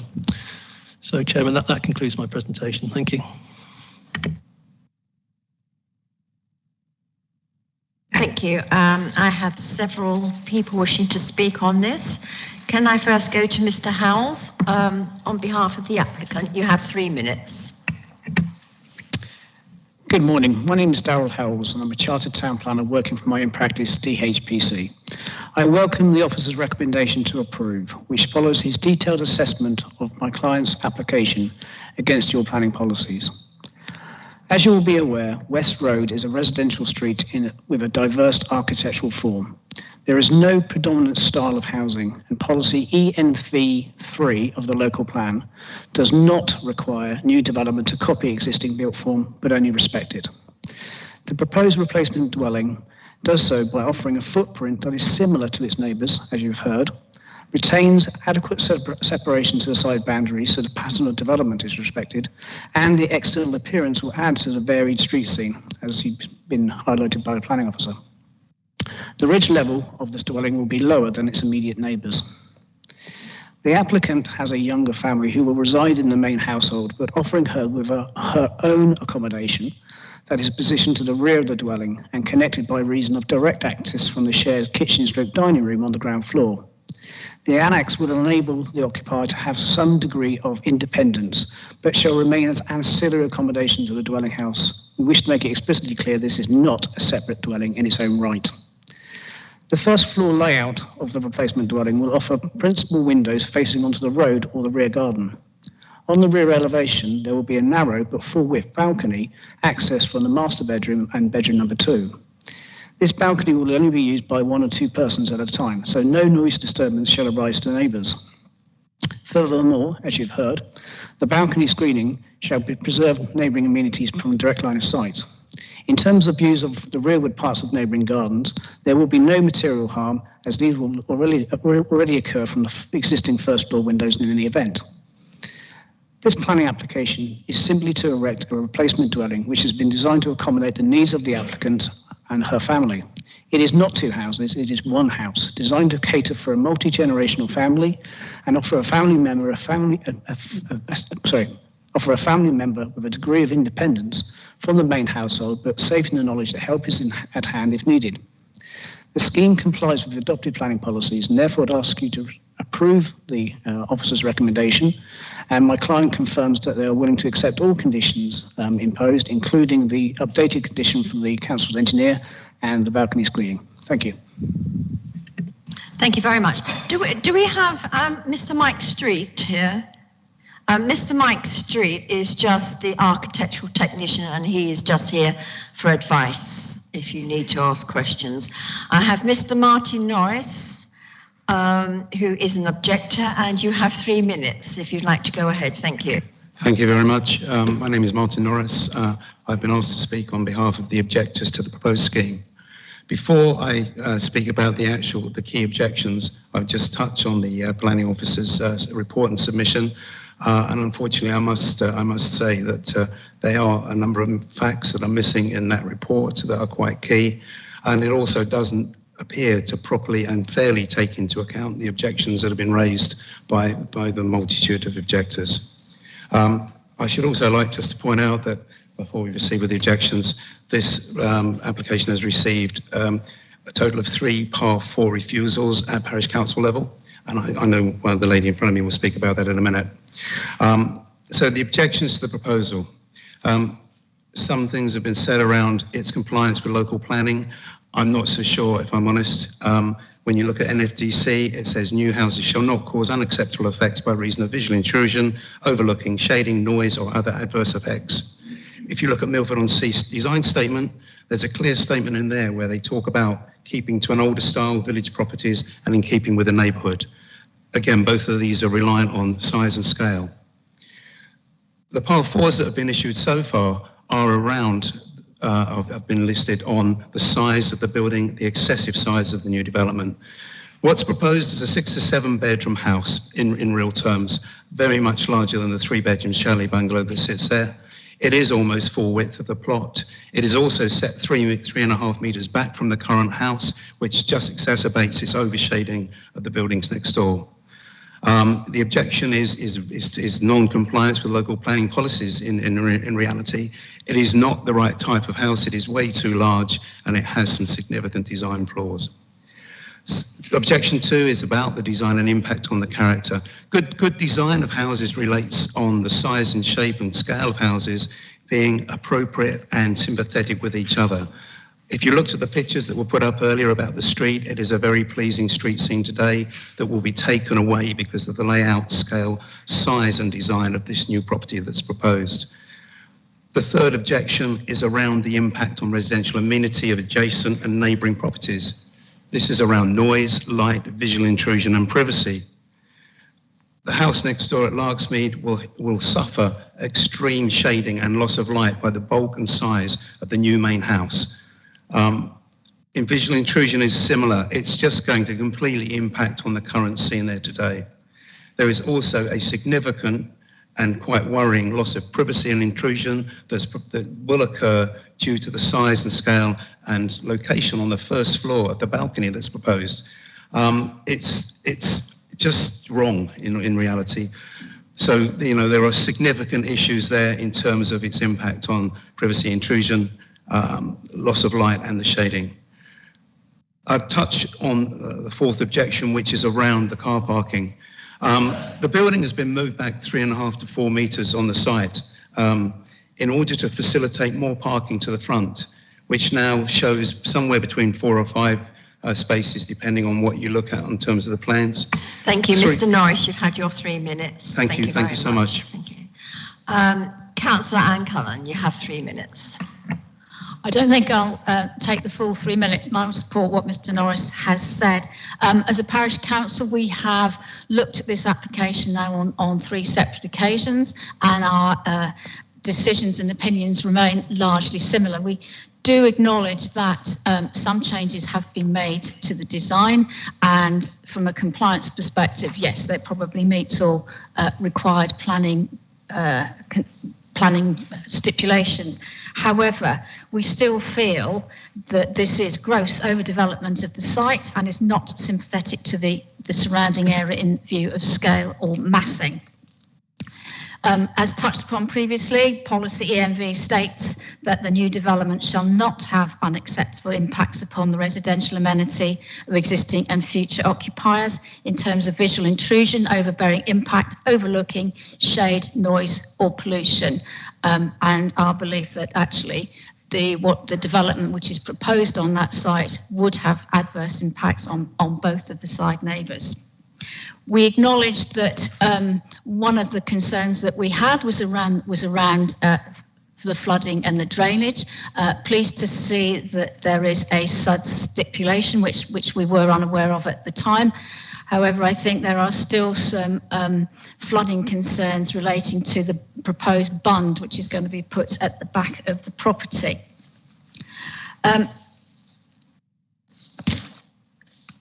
The key concern really now, our key concerns now are on 2 fronts. Firstly, the movement of the plot back another 3 metres. This would indeed provide more parking space, but actually it would exacerbate the shading issues that the neighbours are going to face, and that would cut out a significant amount of their daylight. So we would prefer that the building line was maintained at 3 metres further forward. However, it's the balcony that is the one area that we are most concerned about. Yes, properties like balconies. Yes, we all like a balcony, but this one runs the entire length of the building. We appreciate that there is some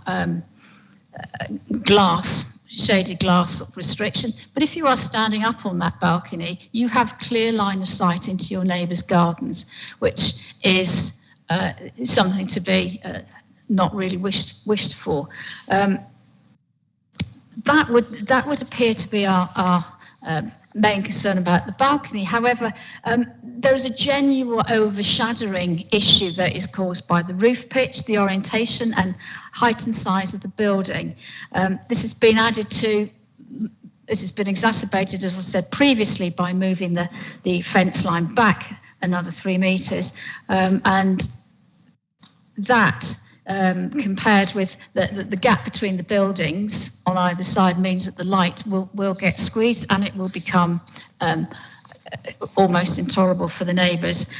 So to conclude, we haven't changed our mind. We recommend refusal, and our reason remains the overdevelopment. Thank you very of much. the site. You've had your 3 minutes. Thank you very much. Members, we now have questions for our speakers or officers. Councillor Corbridge.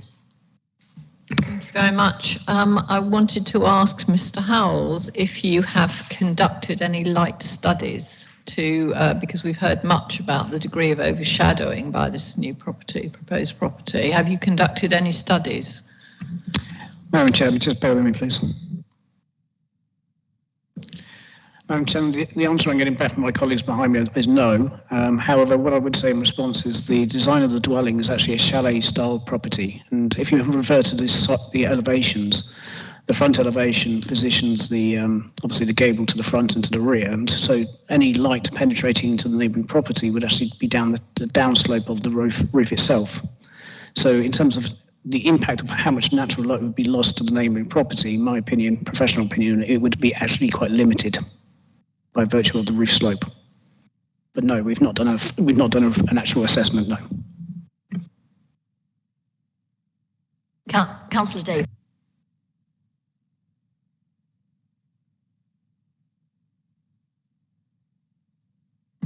Yeah, I just wanted to ask the same question that Councillor Corbridge to the officer about shading. Did you do investigation into the shadowing problem or potential problem? In terms of shading, the two-storey aspect, as has been suggested, it does have low eaves which immediately adjoin the site boundaries, so they've tried to lessen the impact of the light and overbearing impact by having low eaves. The development is also set slightly off the boundary to both sides, and as you can see from the street scene, the eaves are considerably below those of Larksmead and Westerleys. The building, the applicant was requested to move the building line so that it adhered to the established building line along West Road. It wasn't an issue over car parking. It is generally good practice to have to follow the established building line, and the two-storey aspect of this proposal is in direct relation to the two-storey aspect of the two adjoining dwellings. So our view is that its impact on those dwellings is although it will have some impact, it's not substantial enough to warrant refusal. Councillor Benison. Thank you. Our case officers have just answered one of my questions, which was why was it decided to move the building back, but you've just answered that one. So my next question is to Mr. Howell. The balcony, as far as I can see, is a full width balcony. Does it have at each end a solid wall? It looks like it does, but could you confirm that? Madam Chairman, I'm sure your planning officer would be able to clarify this a bit better with the plans on the screen, but at either end of the balcony on the side elevations just below the eaves level, I understand that there is actually there's glazed screening which will be obscure glazed. So it would have the same effect of preventing views looking directly one side or the other, forcing views up the garden itself. That's the obscure glazed part, Yeah, is it? Of the I can bulb? point out the obscure glazing is located in this position here and in this position here. So if people are standing on the Sorry, balcony... are you showing us on the screen? Sorry? It's not working. Oh, sorry. Okay. But it's at each end, is it? Yeah, if you look at the side elevations, you can see an opaque panel. That isn't a privacy panel below the eaves of the roof. Because it's got an and above overhang, hasn't it? It's an overhang. Yeah, it's below the overhang. You can see. Yeah, it's below the overhang. My other question to you, if I may, you did mention about the privacy screens to the balcony, but I note here it says proposed obscure glaze to the first floor windows in both the north and the south elevations to preserve privacy of Larksmead and Westerleys. Were you going to include that in the condition for the balcony? No, there is already a condition requiring the there? first floor windows to be obscure glaze, but the balcony was omitted from What number is the number? I missed that.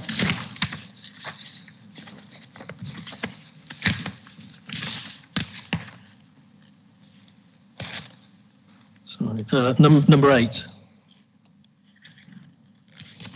Okay, lovely, thank you. So the privacy screen condition will read something similar to that. And added. Yeah. Yeah, thank you. Councillor Brand. Question for the officer. Could you tell us what the difference in height is between the old building and the new building, please? The best I can do is offer the street scene. This shows the existing dwelling in the middle of the plot and the proposed. So there is a significant change in height. It's probably in the realm of 2.5 metres change in height.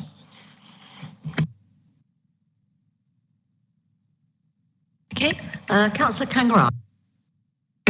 Would you, case officer, tell me how busy the West Road is, and if the occupiers have to reverse out to the main road, or they can have a turning point within the... Sorry, I missed the first part. How busy is West? That's right, yes. It's not a busy through road. It is largely a cul-de-sac that ends up at Shorefield Country Park. It's not a busy road, and the traffic impacts are negligible on this proposal. I mean, it's got 4 parking spaces, but a property of this scale will require a little bit more parking, but it's not going to warrant an issue as far as highways safety is concerned. Just one further minor question. How easy it is to separate the annex from the main building by putting a sort of start wall in between? That would require separate permission in its own right. Should they choose to separate the annex from the main dwelling, that would require planning permission. Okay. Questions? I have, yes, please. I'd like to ask a question of Mr. Norris, if I could. I'm a little bit obsessed with this light issue now. We've seen that there's quite a discrepancy in the height of the new build, the proposed building, and the current one. And my question is, as a local, is there any overshadowing at the moment? Well, none at all, to be honest, really, because if you look at the site plan of the existing site, you'll see that the existing cottage is a chalet bungalow. It's 2 stories. It's quite modest. It's set forward of Larksmere and the building next to it. The building orientation also, it runs on that plan north to south if you're looking at the drawing. So there's very, very little that in terms that affects the Larksmead or the building next door to it. The new building, the key things that are proposed that do affect shading. Firstly, it's moving it back 3.5, 4 metres. The sheer scale of it and the height of it, as well as the orientation. Instead of running north to south on the plan, this now runs east to west. So there is literally a big block that is placed next to the existing houses and in between them, and that's why there's so much shading. The annex has been changed slightly But that's, as we will know, is a lower level building anyway, and it's not as much shading from that, but it's the main building as well as the annex together that cause, and where they are on the site for the new, which is causing the problem. Thank you very much. Thank you. If there are no further questions, we'll go into debate. Councillor Hawkins. Thank you. I asked for this to come to the committee because there was so many objections and refusals, and I felt it was a fairer way to decide the fate of this particular planning, and it takes the pressure off our officers as well. But may I start with the fact that the street scene will be impacted because it's a bigger property. There is a flooding situation. There is one now, and there will be one when it's built. And if it's a bigger property, it's going to be more water. And due to climate warming, we're going to get more water. So, you know, it's going to be a river of floods. The other one is the pollution caused by flue and log burners. Now, it says it's not a reason for refusal. It should be on health grounds and the environmental issues. That we had a discussion on Monday. We were being told about environmental problems, and they're one of the big environmental problems. And also, I understand a covenant isn't a planning consideration. Well, I'm sorry, what's the point of having a covenant on anyway? If it's not a planning, it should be taken into consideration.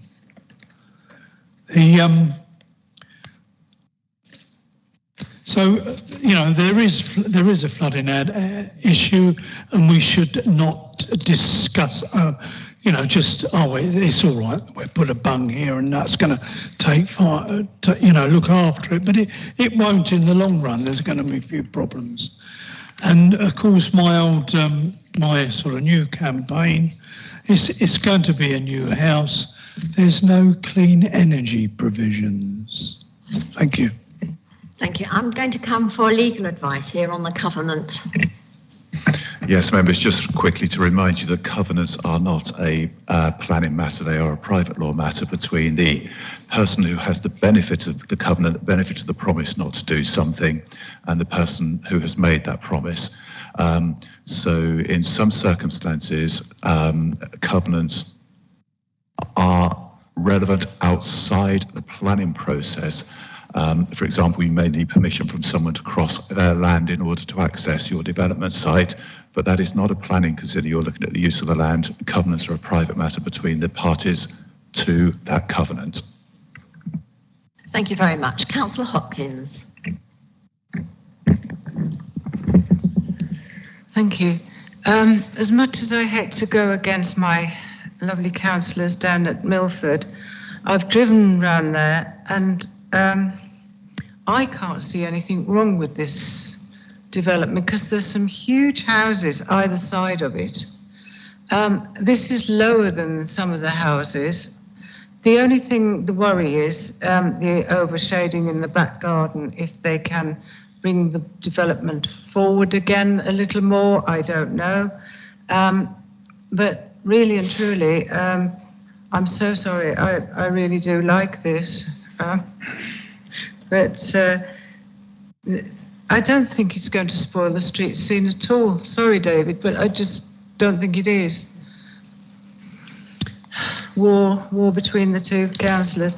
No, that's just my opinion on it, and I think it's quite a nice development if the overshading can be done. Is it a north-facing garden?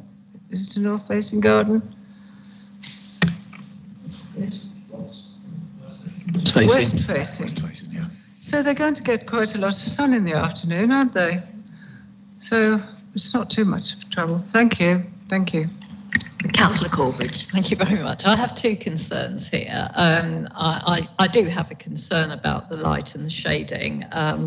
It's very hard to come to a firm conclusion about that because we haven't got the evidence, and I'm quite surprised that that hasn't been taken account of when it is, in my humble opinion, quite an obvious potential objection. The other one I do worry about is this balcony. I mean, we're told that there won't be more than 2 people on the balcony at any one time. How's that going to happen? Is someone going to stand there and regulate it? But the other thing is, obscure glass is fine if you're sitting down, but, you know, people don't sit down all the time on balconies. So those are my concerns anyway. Thank you. Is there any further debate? Okay, before we go to the vote, I need a proposer. We do have a recommendation which is to grant, and I need a proposer and a seconder for that. Councillor Hopkins to propose. And a seconder. Councillor Benison.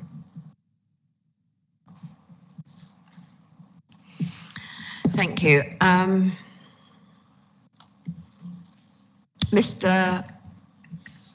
go to Mr. Howes first. You have 1 minute to sum up. Thank you, Chairman. I've welcomed the debate that's been had for the planning application today. I would just like to highlight a couple of things. Olive, this is the smallest dwelling in the street. Actually uncharacteristic when you compare it to the other dwellings that sit either side of it. And the design of the scheme has positioned the bulk of the 2-storey element within essentially the north and the south neighbouring properties, so it is characteristic of the area. I appreciate there would be an impact upon the neighbour's light, however that is still going to be to the side elevation of the dwelling.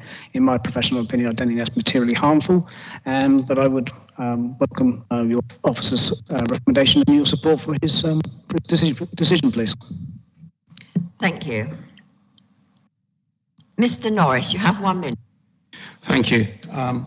We've covered the key objections here around shading and light, around loss of privacy for all of the neighbours through the balcony proposals. We've looked at the size of the building, which is really very large, a 6 to 7 bedroom house being constructed, and the problems with the drainage in the gardens. You know, they've had many months to sort out a workable solution for that, and that's not on the table today. There's very little that really commends this for approval, to be honest. It's very large, it will be very intrusive, and it will cause an awful lot of loss of current amenities to the neighbours around it. And there are a lot of people that have also objected that are not the immediate neighbours. Thank you. Councillor Cullen, 1 minute. 1 minute. Restipulate the current concerns: overdevelopment, loss of light, overshading, loss of general amenity. It is a huge building on a site which comprises a much smaller building, and as we've just discussed, it is 2.5 metres taller. We still would recommend to refuse. Thank you. Right, we'll go to the vote. The recommendation is to grant, subject to conditions. That has been proposed by Councillor Hopkins and seconded by Councillor Benison. So all of those who wish to grant, please raise your hands.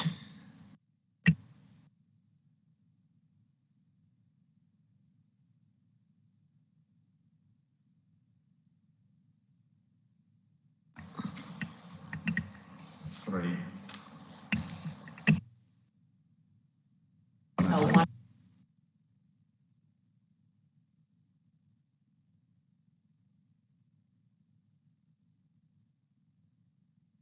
Thank you, members. We'll now continue with our next application. Excuse me, excuse me, okay. Page 63 of your agenda, the Cliff House Marine Drive West, application number 21/10624. And I declare an interest on this one as a member of New Milton Town Council, but not on the planning. And I believe Councillor Hawkins also, you need to declare an interest. Yes, I sit on the planning committee at New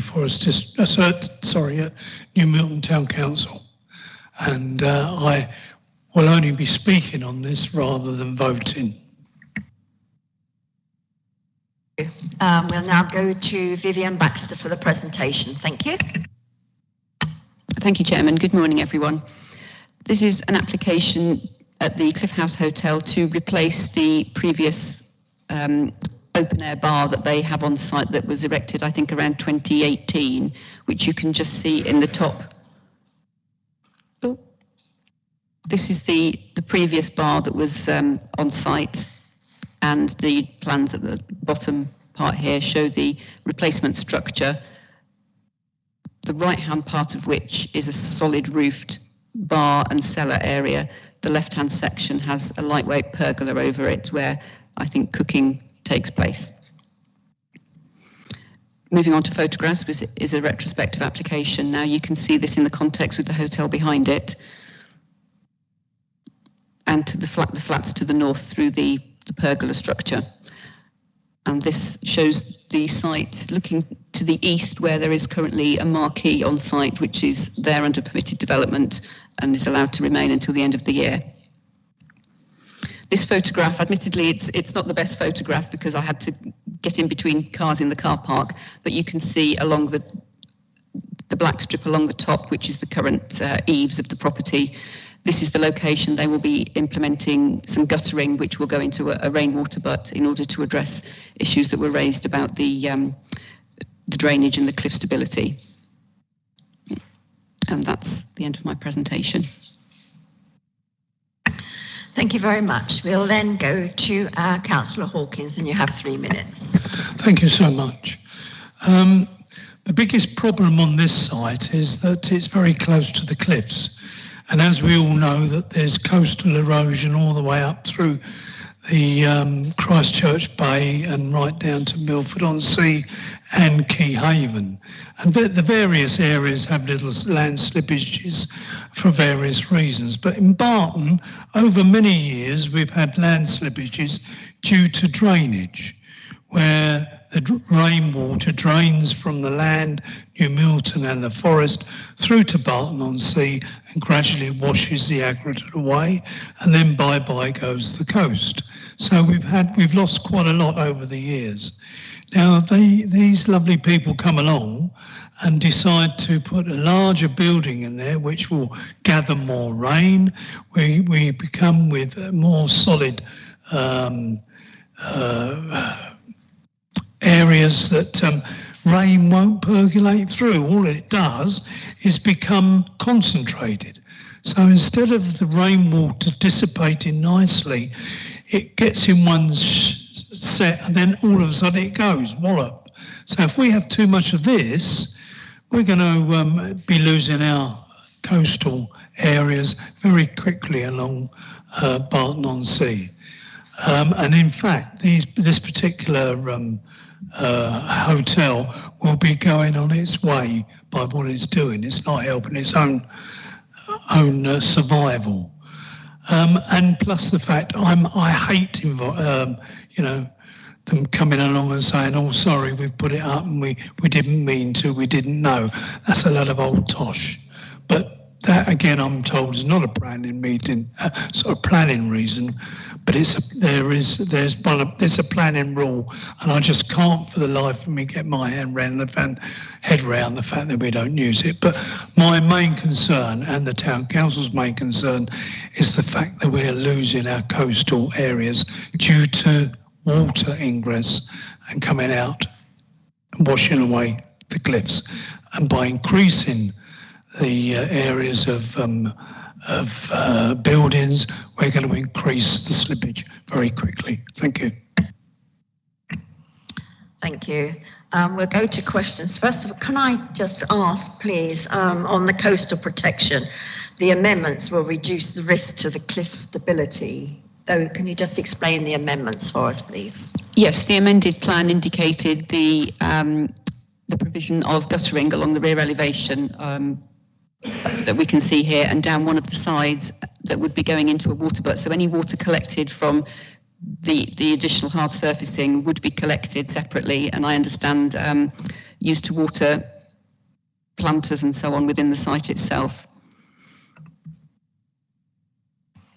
Yeah, and you will remember that this is the second application that we've had recently of another restaurant cafe along this cliff top, and there was no concern from coastal at all on that. So do I have any more questions? Councillor Davies. Thank you, Chair. Great minds think alike. I was going to say exactly the same question. So these amendments, it's obvious that the planning department, the coastal protection, are all very happy with these amendments being placed in place.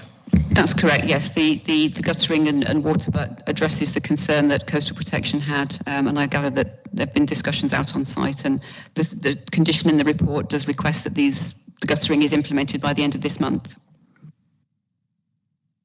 Questions? More questions? Kangarani. Are you going to monitor that guttering yourself, or somebody else going to do that? And how often they're going to monitor that, whether the water collection is still there after 6 months? Well, the condition requires it to be provided and permanently maintained. So after the end of this month, then it's likely a site visit will occur to check that it's been implemented. I think all the local councillors will be on that one anyway. Are there any more questions? Councillor. Yeah, thank you. Completely understand the collection of water and water butts and watering plants and all the rest of it. But I mean, Councillor Hawkins raised the issue of the groundwater, which, I mean, in my humble opinion, is much more of a concern. And I'm just wondering if you can tell us how much more of the ground is actually covered with this application than previously, because obviously some of it's gravelled, but I noticed that some of it is actually pathed or solid and won't permeate water. So I just wondered if you can give us some idea of the kind of difference before or after. I haven't done specific measurements between the floor space of the previous bar area and the floor space of the proposed bar area, but you can see on the drawing here the difference between the two in terms of footprint. There's the footprint of what was there before. Here's the footprint of what's there now, with the guttering proposed along the whole of this length and down the side into a water butt. The gravel is not part of this application, and as far as I'm aware, with separate discussions between the applicants and coastal protection, they're satisfied that when water falls onto gravel, it permeates on an even playing field, if you like, rather than concentrating all in one place. So the water that lands onto this building will be concentrated into a water butt, which is then used elsewhere. So it takes some water away that would otherwise be just going into the ground. I'm sure the coastal protection would be very robust on their requirements for this area. Are there any more questions? If not, we'll go into debate. Does anybody wish to debate this? If that's the case, then we'll look at the recommendation, which is to grant, and I need a proposer and a seconder. Councillor Brand, are you proposing? Thank you. And Pat Kangarani to second. So this recommendation is to grant, and that has been proposed by Councillor Brand and seconded by Councillor Kangarani. All of those in favour, please raise their hands. Oh, sorry, you have a minute. Sorry. Thank you very much. Wow, I thought I was being cut off in my prime. I just can't get my head around the fact that, okay, we put guttering up. This is several months later, and we put a butt. So we take the water out the butt and put it in the plants. You're still producing that extra water, and you're still putting it on the area that is there. So we're not decreasing the water going through the cliff. So therefore, we're still going to get slippage. It's not going to make an iota of difference by putting guttering and a butt there. The guttering's catching rainwater, which would come down anyway onto the ground. You go into a butt, and then you take the butt out and you pour it into those lovely plants, and it goes whoosh straight through the cliff.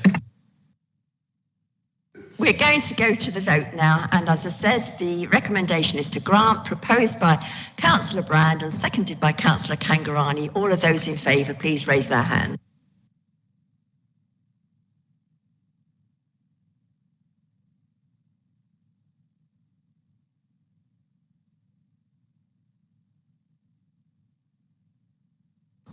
Is there?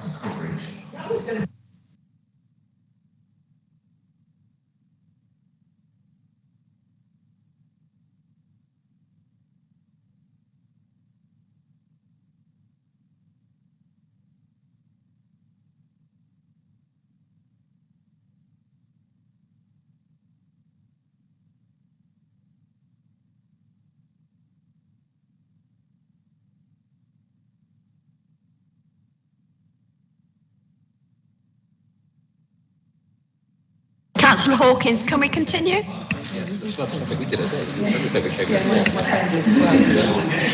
One more to go.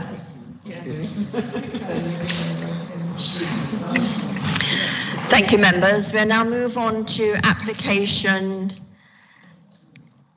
21/10969, page 69 on the agenda, 14 Meadow Close, Ringwood.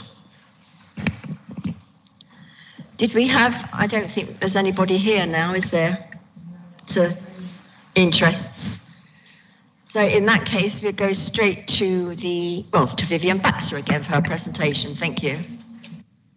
Thank you, Chairman.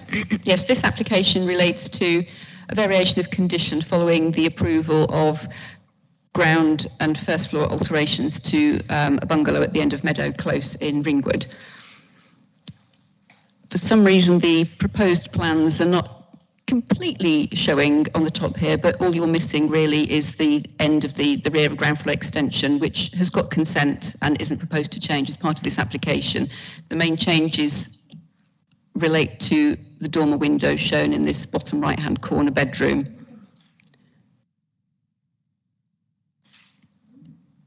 And here are the elevations as proposed.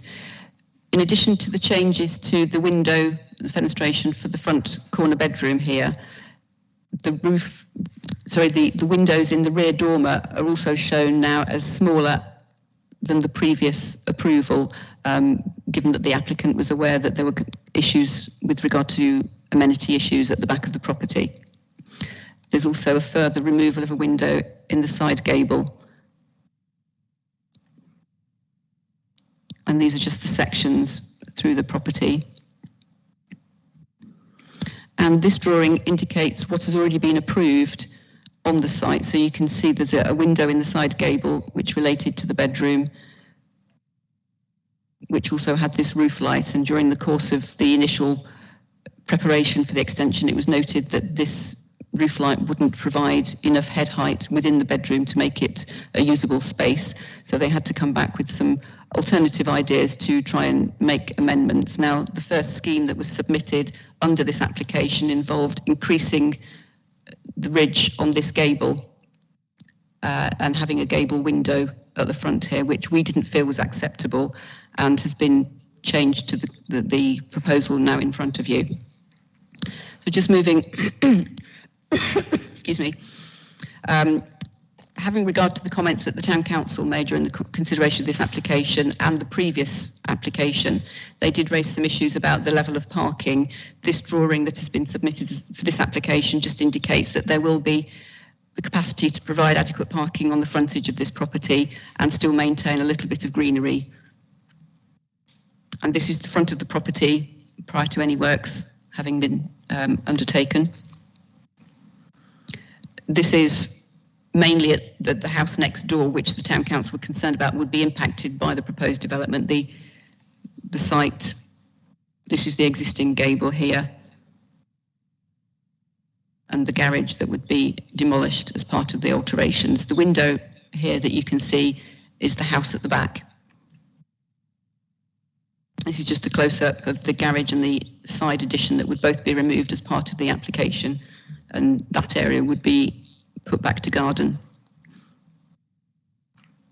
And this is just a photograph across the frontage, so you can see that much of their frontage is already tarmacked.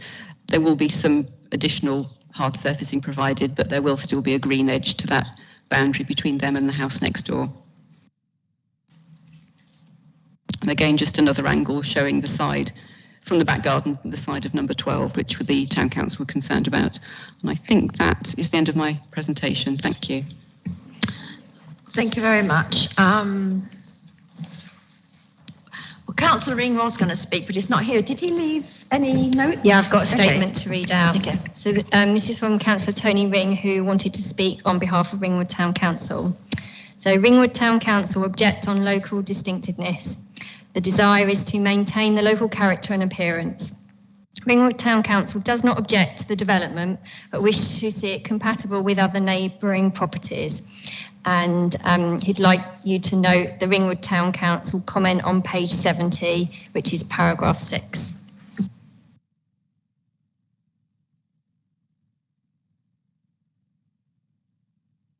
Thank you. Just to remind you, it is variation of condition. Are there any questions, please? Councillor Brand. Sorry, question for the officer. I'm a bit confused as to what the actual change is that we're trying to approve here. Could you go back and... Yes, sorry, I should have put the slides next to each other. So what you're seeing here is the proposal. The original approval was for a rear extension and roof alterations, which involve going from hip to gable, a rear dormer, one front dormer and a roof light, which is that. That has been approved, and the difference between the two schemes now are the loss of this side gable window, which faces number 12, which is the property on the right-hand side. The windows in the rear dormer are slightly reduced in size, and at the front, the roof form is, well, a second dormer is added to reflect the dormer that's already been approved. A dormer window is added in here. This front gable is removed and the roof slope is brought down over it. So instead of the roof light there's a dormer window in place. That's the main change. There's no additional accommodation. There's no change to the number of bedrooms. It's just that dormer. So this scheme in front of you has already got approval. The only significant difference is the dormer to the front elevation. Yeah.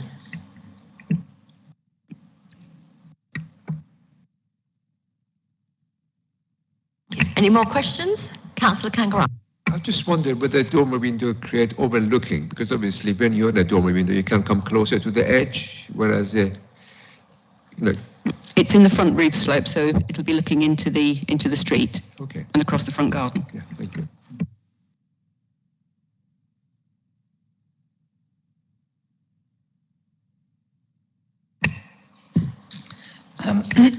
When I first looked at this, I was looking at an amended plan on site which showed an amendment to the granted application, and it showed, and I made a note, double height gable end.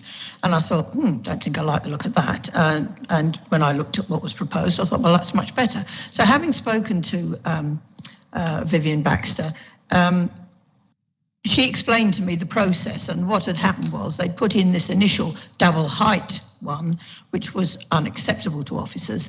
And so they came back then with this, as you can see now, which is to put a second little dormer alongside the one that we're already putting in place. So I think this is an improvement over their first attempt to get an amendment, and means that they have got sufficient head height for that room, but it hasn't made the footprint of the rooms upstairs any larger. I think it looks better like that than it did with the gable. So I can't really quite understand the town council, or rather, the town council's comments.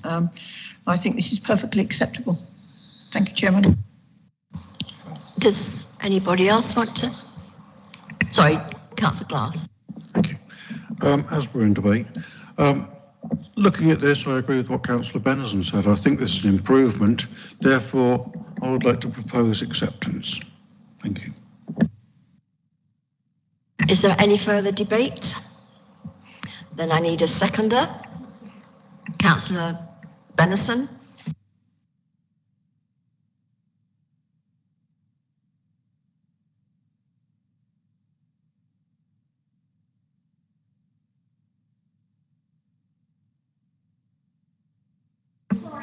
Sorry. No speakers, so we'll go to the vote, and that is to grant subject to conditions. And that's been proposed by, oh gosh, I've written down. Councillor Glass. Sorry, Councillor Glass, and seconded by Councillor Benison. So all of those in favour, please raise your hands.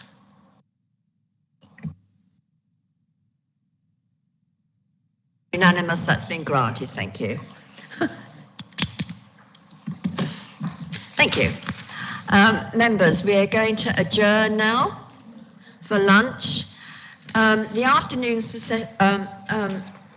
session is going to start at 1:45, but if you can be back in the chamber at 1:30, and if we've got all the speakers here, we might be able to start early. So if you go and enjoy a lunch break and be back by 1:30, thank you very much.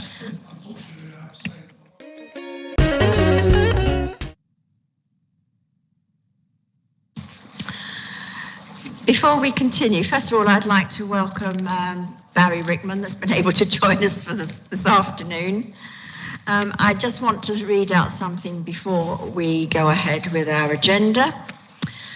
This committee notes with concern the behaviour of a public speaker towards an officer at the council at its meeting earlier today. It was unacceptable and both recognises and supports the work of all of its officers. Thank you. So we'll now go to agenda item 21/11168, Southfields, King Salton Road, Lemington. It's on page 75 of the agenda. We have two speakers on here, and we'll first of all go for the presentation to Kate Cattermole. Thank you. Oh, do we have interest? Yes, I'm sure we do. Do we have interest? Yeah. Sorry, member of Lemington Pennington Town Council, not on the planning committee, haven't spoken on this. Thank you.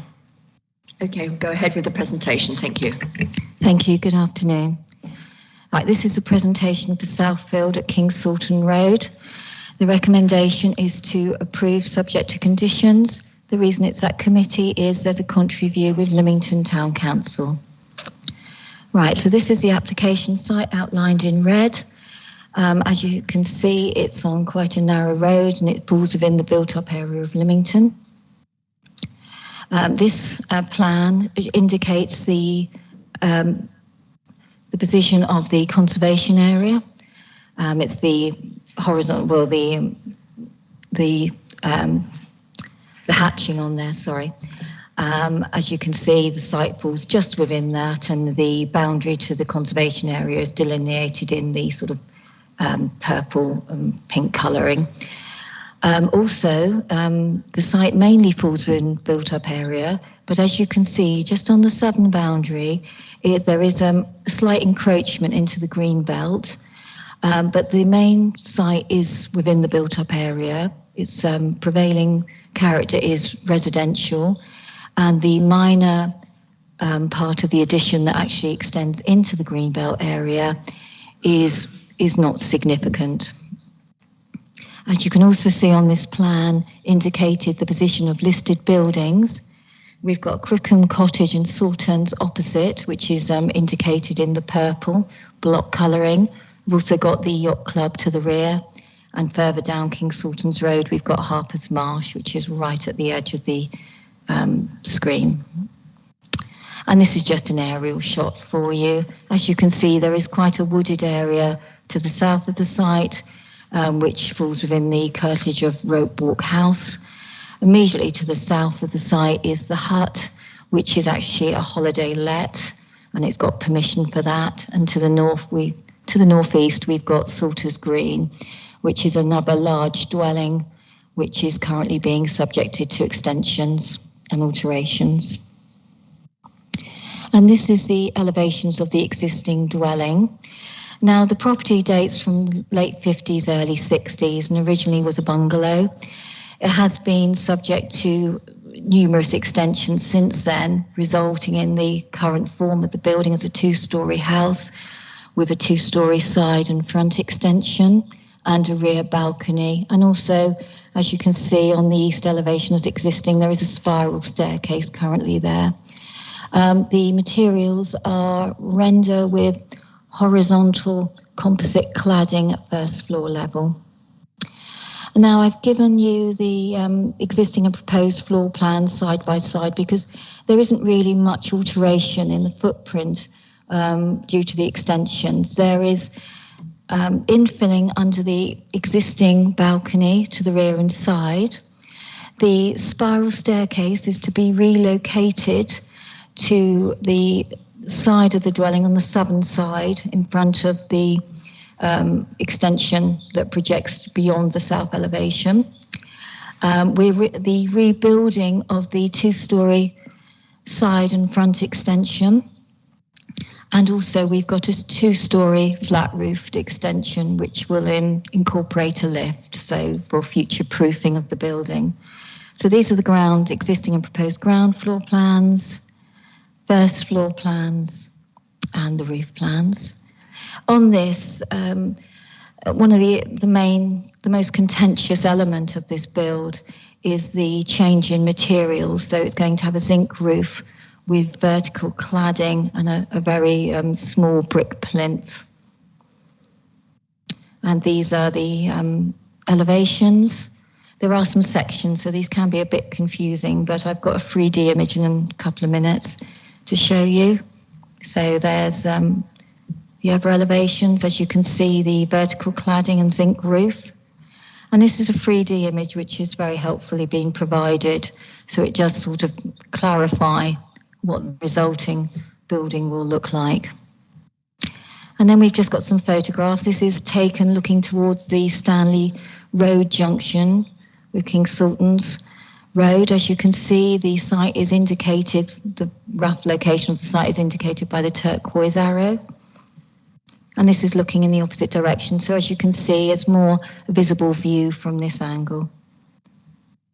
And this is a picture of the front elevation. So as you can see, the composite cladding isn't too visible because it's screened by the existing wisteria, which would obviously be removed. And there's another image of it. And as you can see, we've got a contrasting brick plinth currently. The property as it stands really has a neutral impact on the conservation area. And this is a view from the rear. So this is the dinghy storage that's to the back of the site. And you can just probably spot the spiral staircase, which is just to the side of the balcony. As I said, that's going to be relocated, which will probably be an improvement, certainly for Salters Green. Because views could be achievable from that existing spiral staircase, but where it's relocated, there isn't considered an issue with a residential amenity to the hut on the other side. And then the last image I will leave you with is the 3D one again, and that is the end of my presentation. Thank you. Thank you very much. We have two speakers. If we can first go to Mr. Davis, who is the agent. You have 3 minutes. Thank you. Thank you, Chairman. Good afternoon, members. Your report on this one is a thorough and comprehensive one and covers, I think, all of the salient points very well. I don't have an awful lot to add other than perhaps to clarify the proposals were the subject of pre-application discussion with your officers in accordance with the Council's recommended best practice. The pre-app submission involved both the planning officer and the conservation officer, both of whom were generally supportive of the scheme. You'll see from the report that both the planning and conservation officers remain supportive of the proposals, raising no objections on planning or conservation grounds. Excuse me. Indeed, the conservation officer has remarked the proposal will be well considered and sympathetic within the street scene with the combination of proposed materials, design, detailing, scale and massing, and that as such the proposed alterations and extensions to Salesfield are considered to preserve the character and appearance of the conservation area. As you've heard, there have been some objections received, all of which appear to focus on the materials proposed to be used, in particular the timber cladding and the zinc roof. However, none of these objections appear to take account of the existing materials that it's proposed to replace. The existing cladding, as you've heard, is fibre cement or cedral cladding, often mown locally for its artificial appearance, its lack of texture, and its failure to faithfully replicate the qualities of real timber cladding. The use of real timber cladding, suitably treated to prevent it weathering unevenly, is a genuine benefit in terms of quality and character. Similarly, the existing roof is an artificial fibre cement slate, again a material that is generally resisted by the Council where its control can be exercised, and the existing ridge tiles are concrete. Neither of these existing materials are of appropriate quality for the area. The use of a standing seam zinc roof has been incorporated as an enhancement in quality over the existing roof covering, even though its colour will not be materially different, being a darkish slate grey. The samples provided confirm that this is not a shiny reflective material in the form proposed, and it will complement the other materials proposed and serve to harmonise the building in a way that it presently lacks. Neither are the colours garish or otherwise inappropriate. They will be muted and discreet. Chair, the fact that the site lies within the conservation area has very much informed the intended changes. It's why we engaged with your officers at an early stage.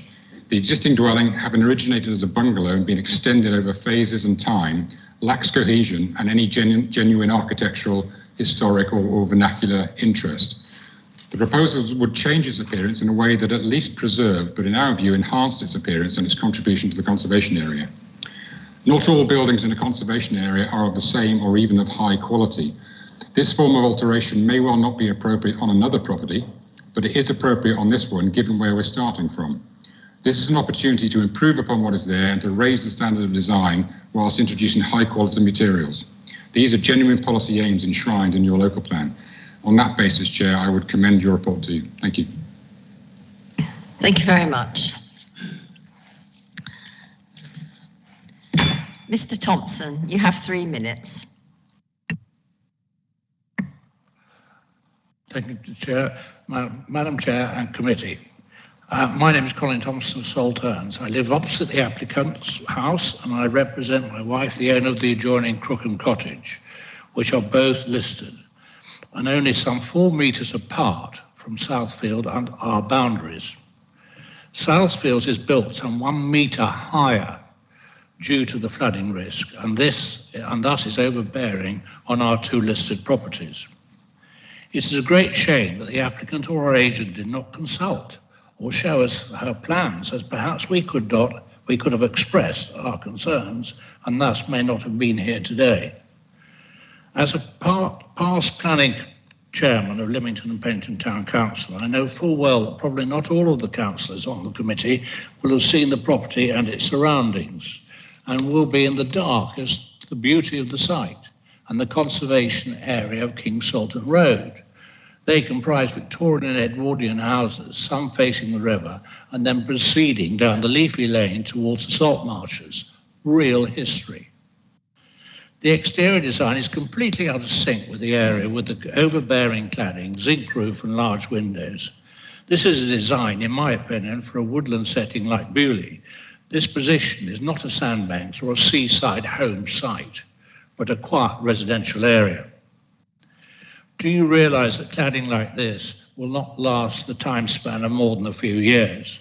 And you are being asked to give permission to a building which in a conservation area is to last over 100 years, which most of the properties are. Thus, how can you allow this? This decision is not for you, but your grandchildren to look forward to and admire. Think carefully.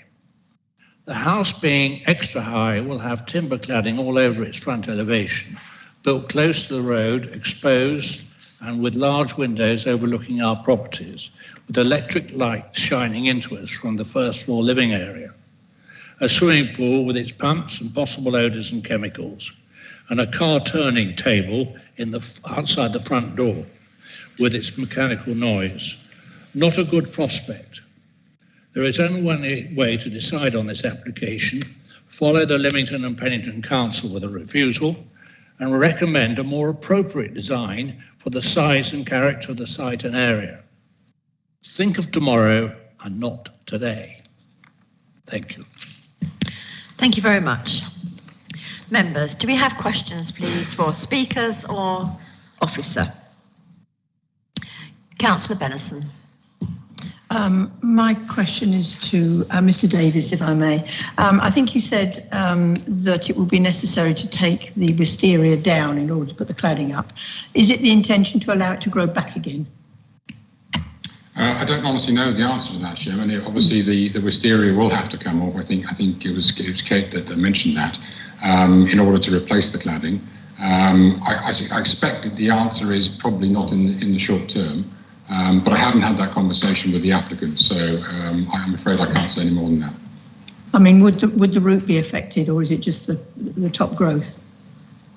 I think at the moment the wisteria covers most of the front elevation. It grows from a sort of a planted area to the front of the dwelling. I expect the whole thing would have to come out in order to carry out the works. But as I said, I haven't had that conversation. Okay, thank you. Thank you. Are there any more questions, please? Councillor Corbridge. Yeah, question for the case officer, if I may. Can I look again at the kind of before and projected? I want to be clear about the issue that Mr. Thompson's raised about the light and so on coming from this property. Can you just sort of talk me through the issue of will there be any more light coming out of it if we approve these extensions than the current? Thank you. Right, sorry about that. It seemed to be taking a minute to come on. Well, obviously, this is the existing. There are some changes to the fenestration. So if you just take that into account, what's there at the moment on the existing elevations. And then I think it's probably best if I just go through to the 3D image. Obviously, you have got that glazed area at first floor level, but that's obviously, I presume there will be some light coming from that, but I doubt it's going to be on the time, just if somebody's upstairs, it's the hall area.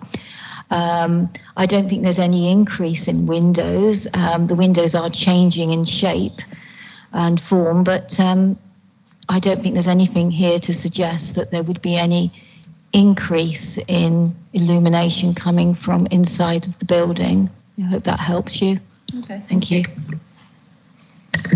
Are there any more questions? Councillor Glass. Thank you. Recently we've been talking a lot about cladding and insulation. With this zinc roof, can we be assured that it could meet all the cladding requirements and the life requirements? Yes, Chairman. It's not the sort of cladding that you would raise sort of Grenville issues or anything like that. It's a zinc covering which is insulated beneath, and obviously then there are internal finishes on top of that. I think one of the issues the gentleman in front of me raised was about noise. I've certainly seen in representation somebody saying, well, there might be noise from it drumming on the roof. That's not what happens with a zinc roof. It has a low elasticity and it doesn't create the sort of drumming effect that you would get on, say, a crinkly tin roof on a barn or something like that. When you take into account the low elasticity of it and the insulation within it, then noise is not an issue with it. And so, yes, obviously the alterations will be carried out to meet building regulation standards. Councillor Kangarani. Actually, my question was about the cladding as well. Is it any issue whether the orientation of cladding, because somebody objected about being horizontal rather than vertical, and also the objector mentioned the longevity of the cladding. Do you have any comment on that, please? With regards to the longevity of the cladding, obviously the materials here do appear to be of very high quality, and I wouldn't expect them to have a limited lifespan if you're going to that expense. I'm sorry, I didn't quite catch the first part of your question. I think it was mentioned about the cladding being vertical, horizontal.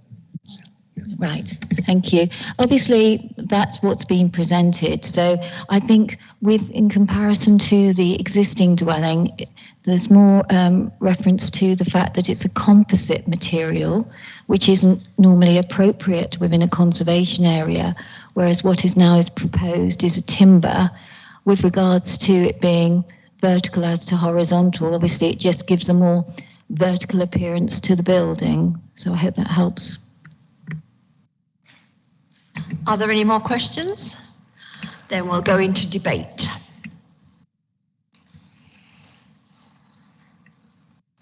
Does anybody wish to debate this further?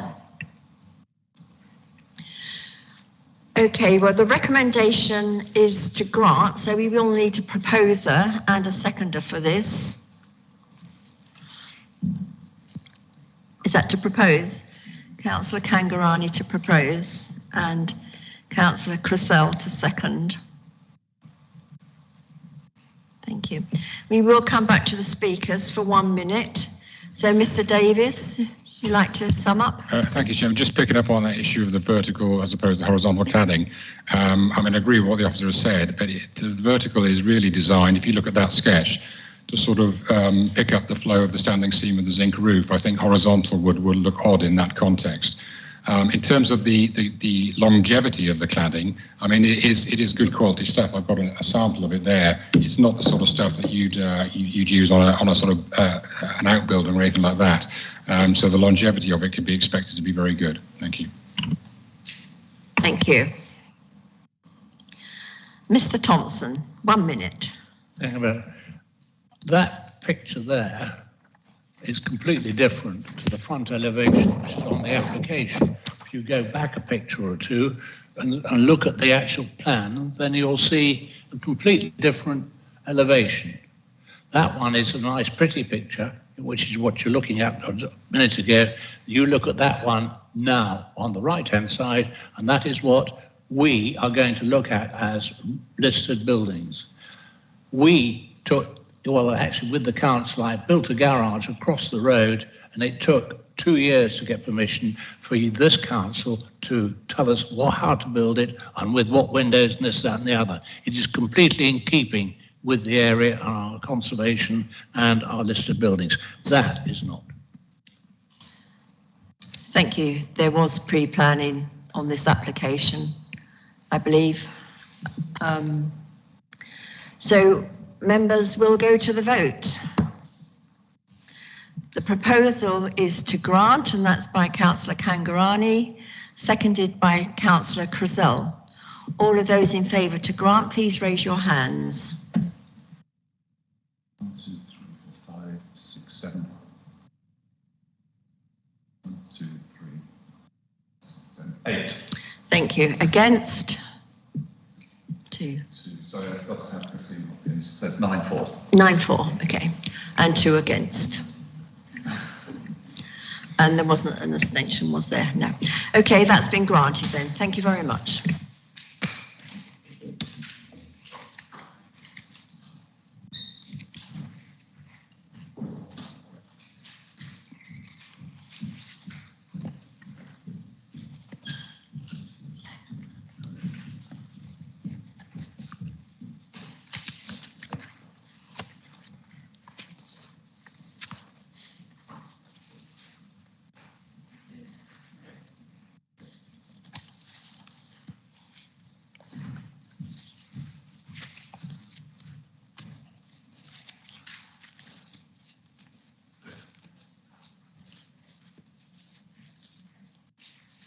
Our next application on page 83 of the agenda, application 21/11187 has come before us for transparency reasons, as it is a New Forest District application.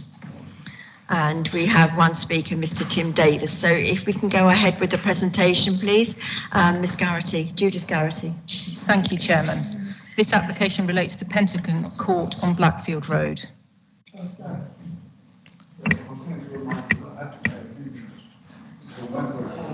Sorry, can you use the mic, please, Councillor Glass? Sorry, I was trying to get in that I had declared an interest on this. Okay. I'm a member of Fawley Parish Council, and this comes within my ward. But Fawley Parish Council left it and passed it back to this committee. Okay, to fine. Be able to speak. Thank you. Okay. Thank you, Chairman. This application relates to Pentagon Court on Blackfield Road. This is the Ordnance Survey plan showing the site, which is located on the southeast side of Blackfield Road, with a rear boundary to the Pentagon. The property on the site is currently used to provide 6 bedrooms of short-term residential accommodation to provide for multiple occupation use. This is the aerial photograph of the site. The existing building is a single-storey pitched roof building with an amenity area and parking area to the rear.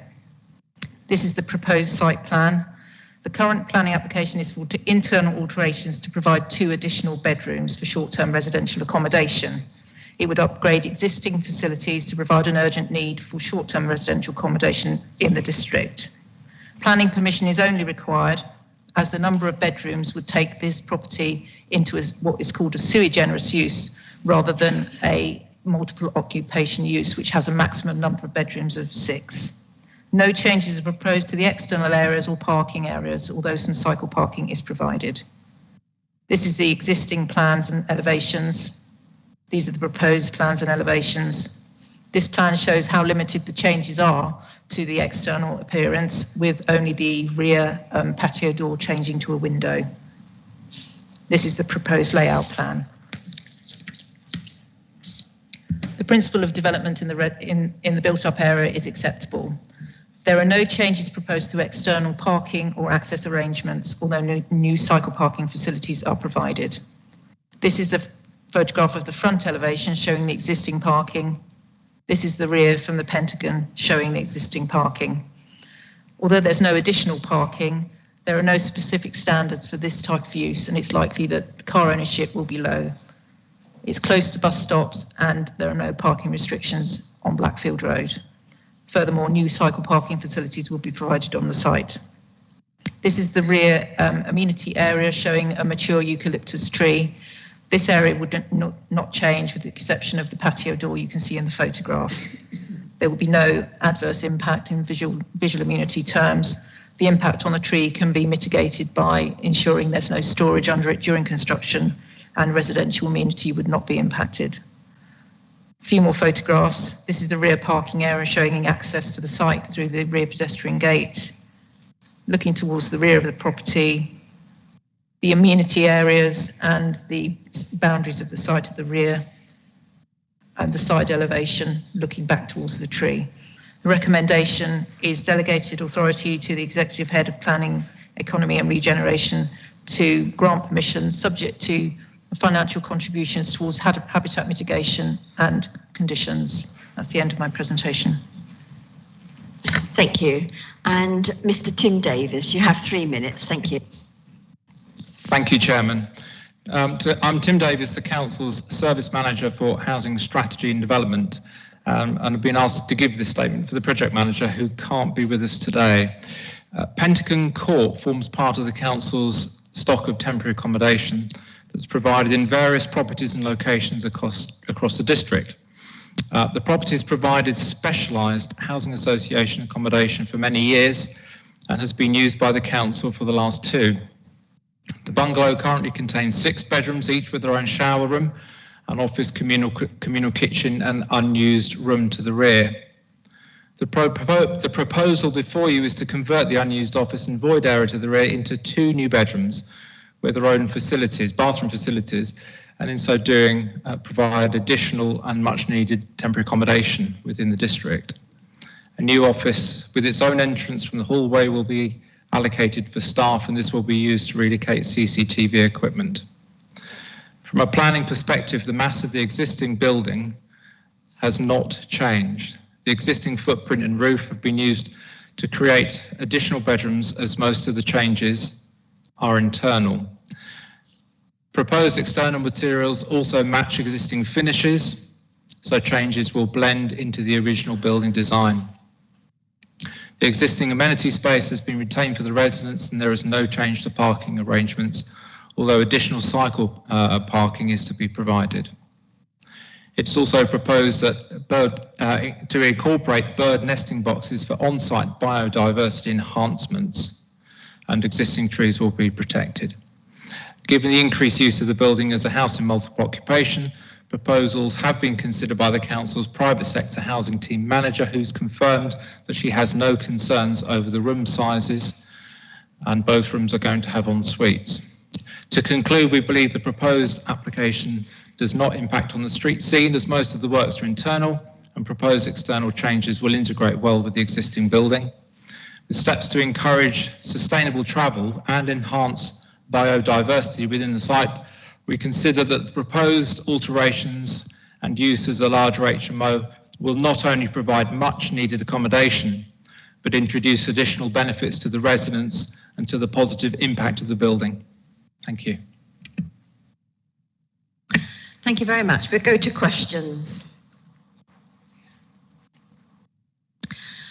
No questions? Councillor Kangarani. Thank you. I just wondered, the scale of the change is very little, and I understand why we have got the contribution is so high, why they have to pay so much money. Thank you. Thank you. The contributions are based on a formula that we have relating to the number of additional bed spaces created in the property, so they do accord with our standard amount as set out in the recommendation. Thank you. Are there any more questions? We go into debate, excuse me. Councillor Corbridge. Thank you very much. I'd just like to say how much I support this application. I know well how badly we need this accommodation. I also am very aware of the very high standards that we achieve in these developments, and it has my full support. Councillor Glass.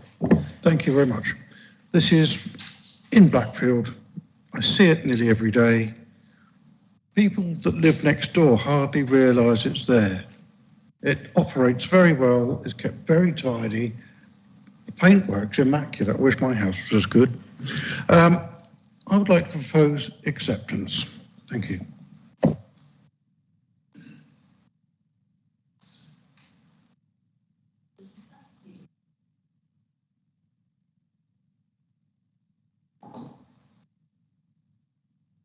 Further debate? Councillor Benison. Thank you, Chairman.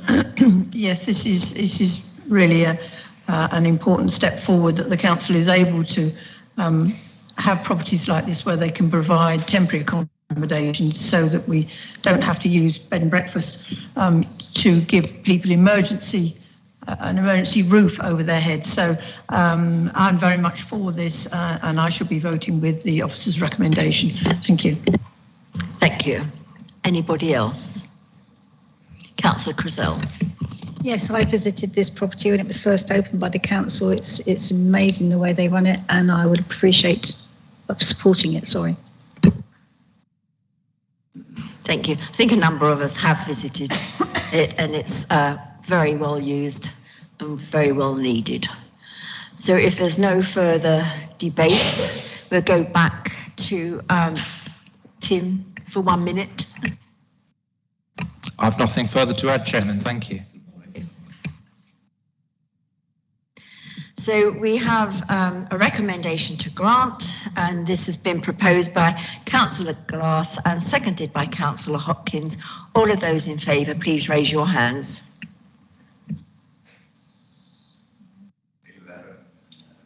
That's unanimous. That's been passed. Thank you.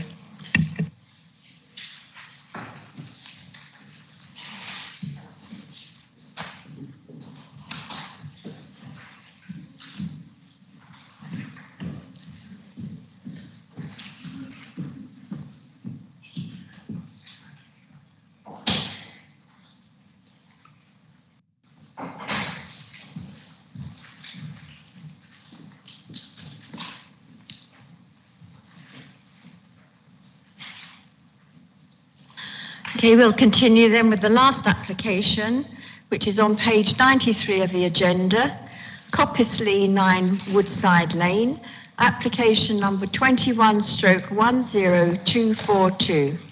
And we do have two speakers on this. Do we have interest, please? Councillor Corbridge, is this one of yours? I'm so sorry, I'm clearly half asleep. Yes, it is. I'm on the Town Council, but not on the Planning Committee. Okay. Sorry. Thank you.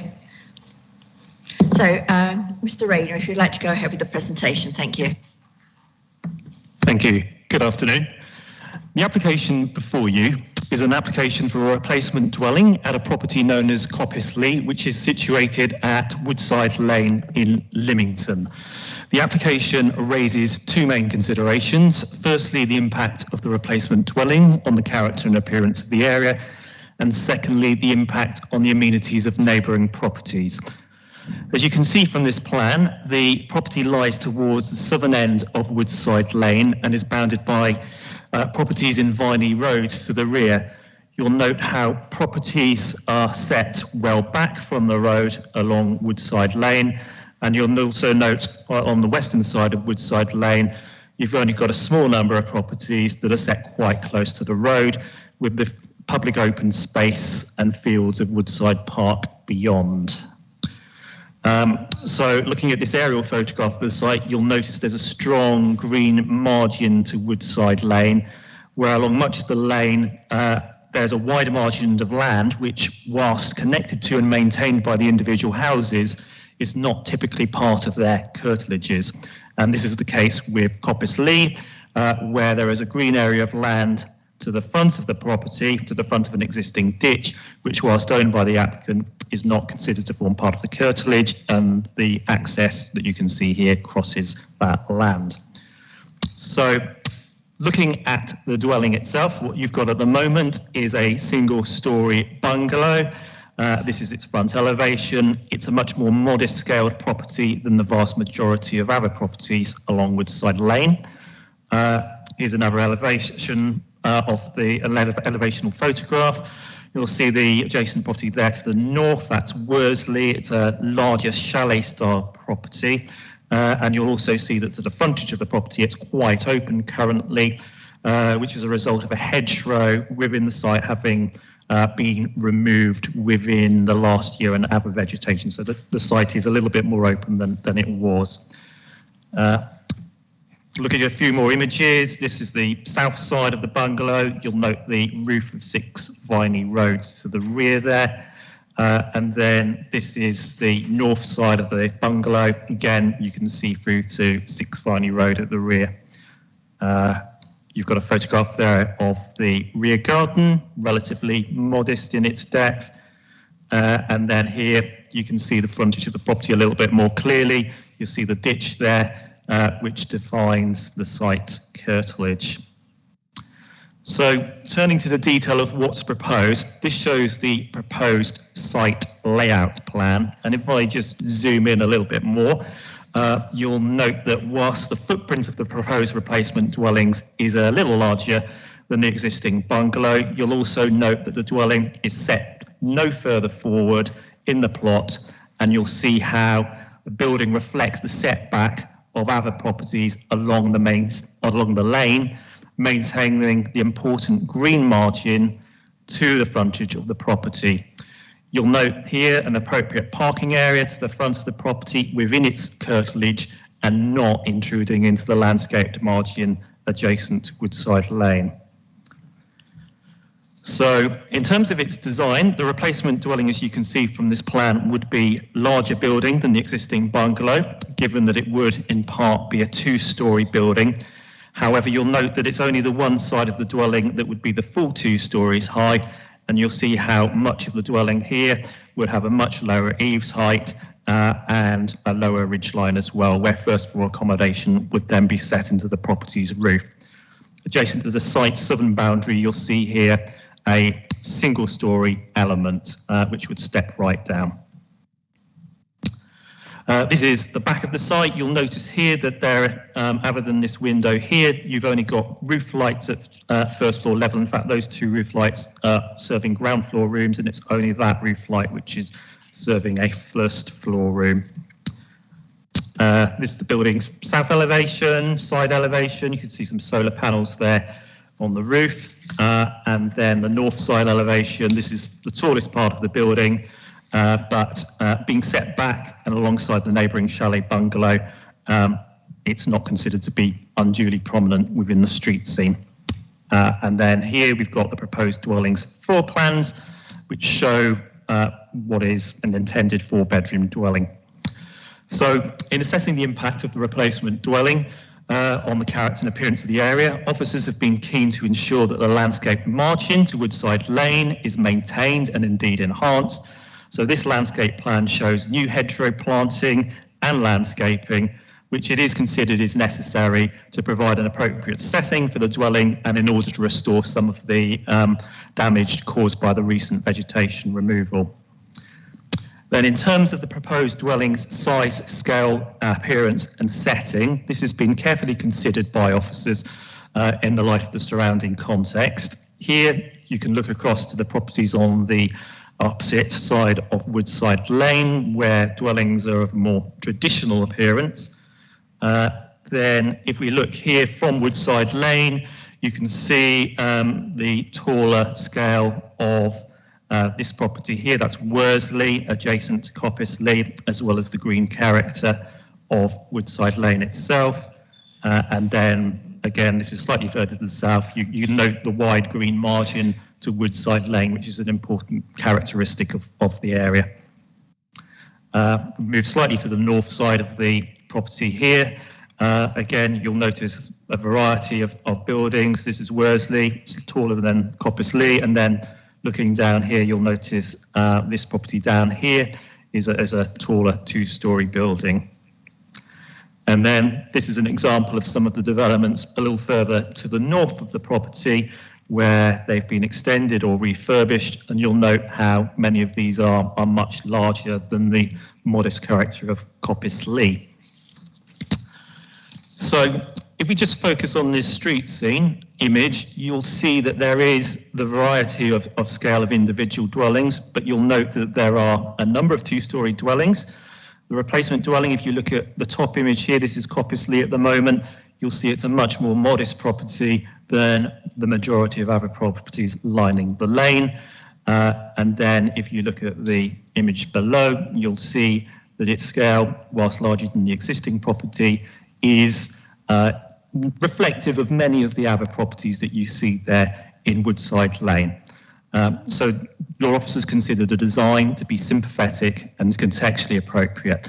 It is recognised that the rear garden of Coppisley is smaller than some of those further to the north, but it's still considered, with the generous green garden setting to the front being maintained, that the dwelling would be of an appropriate size for its plot. If we just move on then to the other key issue, which is the impact of the replacement dwelling on neighbouring properties. Being larger than the existing bungalow, the proposed dwelling would evidently have a greater impact. However, these impacts are considered to be acceptable by your officers. So if we look at this photograph, the tallest element of the proposed dwelling would be set alongside this adjacent chalet bungalow at Worsley, but that property does not have main habitable windows on its side elevation here, and so this relationship is considered to be appropriate. Then if we look on the other side of the property, you'll note there's a generous gap between the proposed replacement dwelling and the property to the south. The property you actually can see here in the distance is the rear elevation of 7 Viney Road. And because of the first floor elements of the proposed dwelling being set closest to this neighbouring property would only be lit by high level roof lights, it is not considered there'll be any unacceptable overlooking of that adjacent property to the rear. And then finally, if you look at this image, this is the site's rear boundary. We're looking across towards 6 Viney Road here, which has a first floor dormer. Noting, however, that the first floor windows in that dormer, which are nearest to the site, are obscure glazed. And the fact that any overlooking will be at a relatively oblique angle with a reasonable separation distance, officers are of the view that there would not be unacceptable overlooking of 6 Viney Road. Just to note as well, there's an outbuilding here which is within the garden of number 7 Viney Road, so it's like a slightly unusual relationship there. Summing up then, this application has generated considerable level of public interest.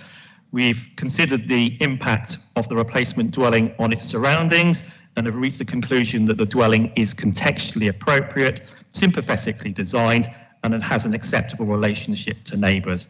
The recommendation before you is therefore to grant planning permission subject to conditions. Thank you. Thank you very much. We have 2 speakers. So on behalf of the applicant, welcome back, Mr. Howes. You have 3 minutes. Thank you, Madam Chairman. Good afternoon, members. I welcome the Planning Officer's recommendation to approve, which follows his lengthy assessment of my client's scheme against your adopted planning policies. My clients have fully cooperated with the Planning Officer throughout the application's consideration, resulting in the amended plans currently before you. The Officer's recommendation has considered the site's context, the relationship to the neighbours and the overall design approach, and concluded that it should receive the support of this committee and receive planning consent as being consistent with your adopted planning policies. Woodside Lane is a residential street set in a rural context. Within that context, there are houses and chalet bungalows of various designs. However, there are consistencies, namely the presence of a strong gable feature on the front elevation, the majority being laid over 2 stories, pitched roofs, and having a traditional form of vernacular. The proposed dwelling supports all of those characteristics. Separation distances to the boundaries either side of the dwelling will maintain the prevailing pattern of development that occurs in the lane. There is a strong alignment of development fronting the roadside, as you've heard, which my client's scheme will also accord. The land between the road and the defined curtilage of the dwelling shall be retained for the existing vehicular access only and not used for car parking. The remainder of the site shall be landscaped as your officer's report has highlighted. Your officer is also satisfied that the scale of the development is acceptable. In terms of the ridge height, the dwelling will be lower than other properties within the locality and not materially harmful. The positioning of the building will maintain the front and rear gardens that are adequate to meet the needs of the occupiers. In the words of the planning officer, I quote from the report, the proposals are sympathetic to their environment and their context. As you've heard, there will be no material harm to neighbouring amenities. The number of car parking spaces serving the proposal accords with your council's policies and are contained wholly within the curtilage of the site. Therefore, Madam Chairman, the amended scheme has overcome the initial concerns raised by your planning officer and many of the objectors' commentary. The scheme therefore has received the recommendation to approve, and I respectfully ask you to do so. Thank you. Thank you very much.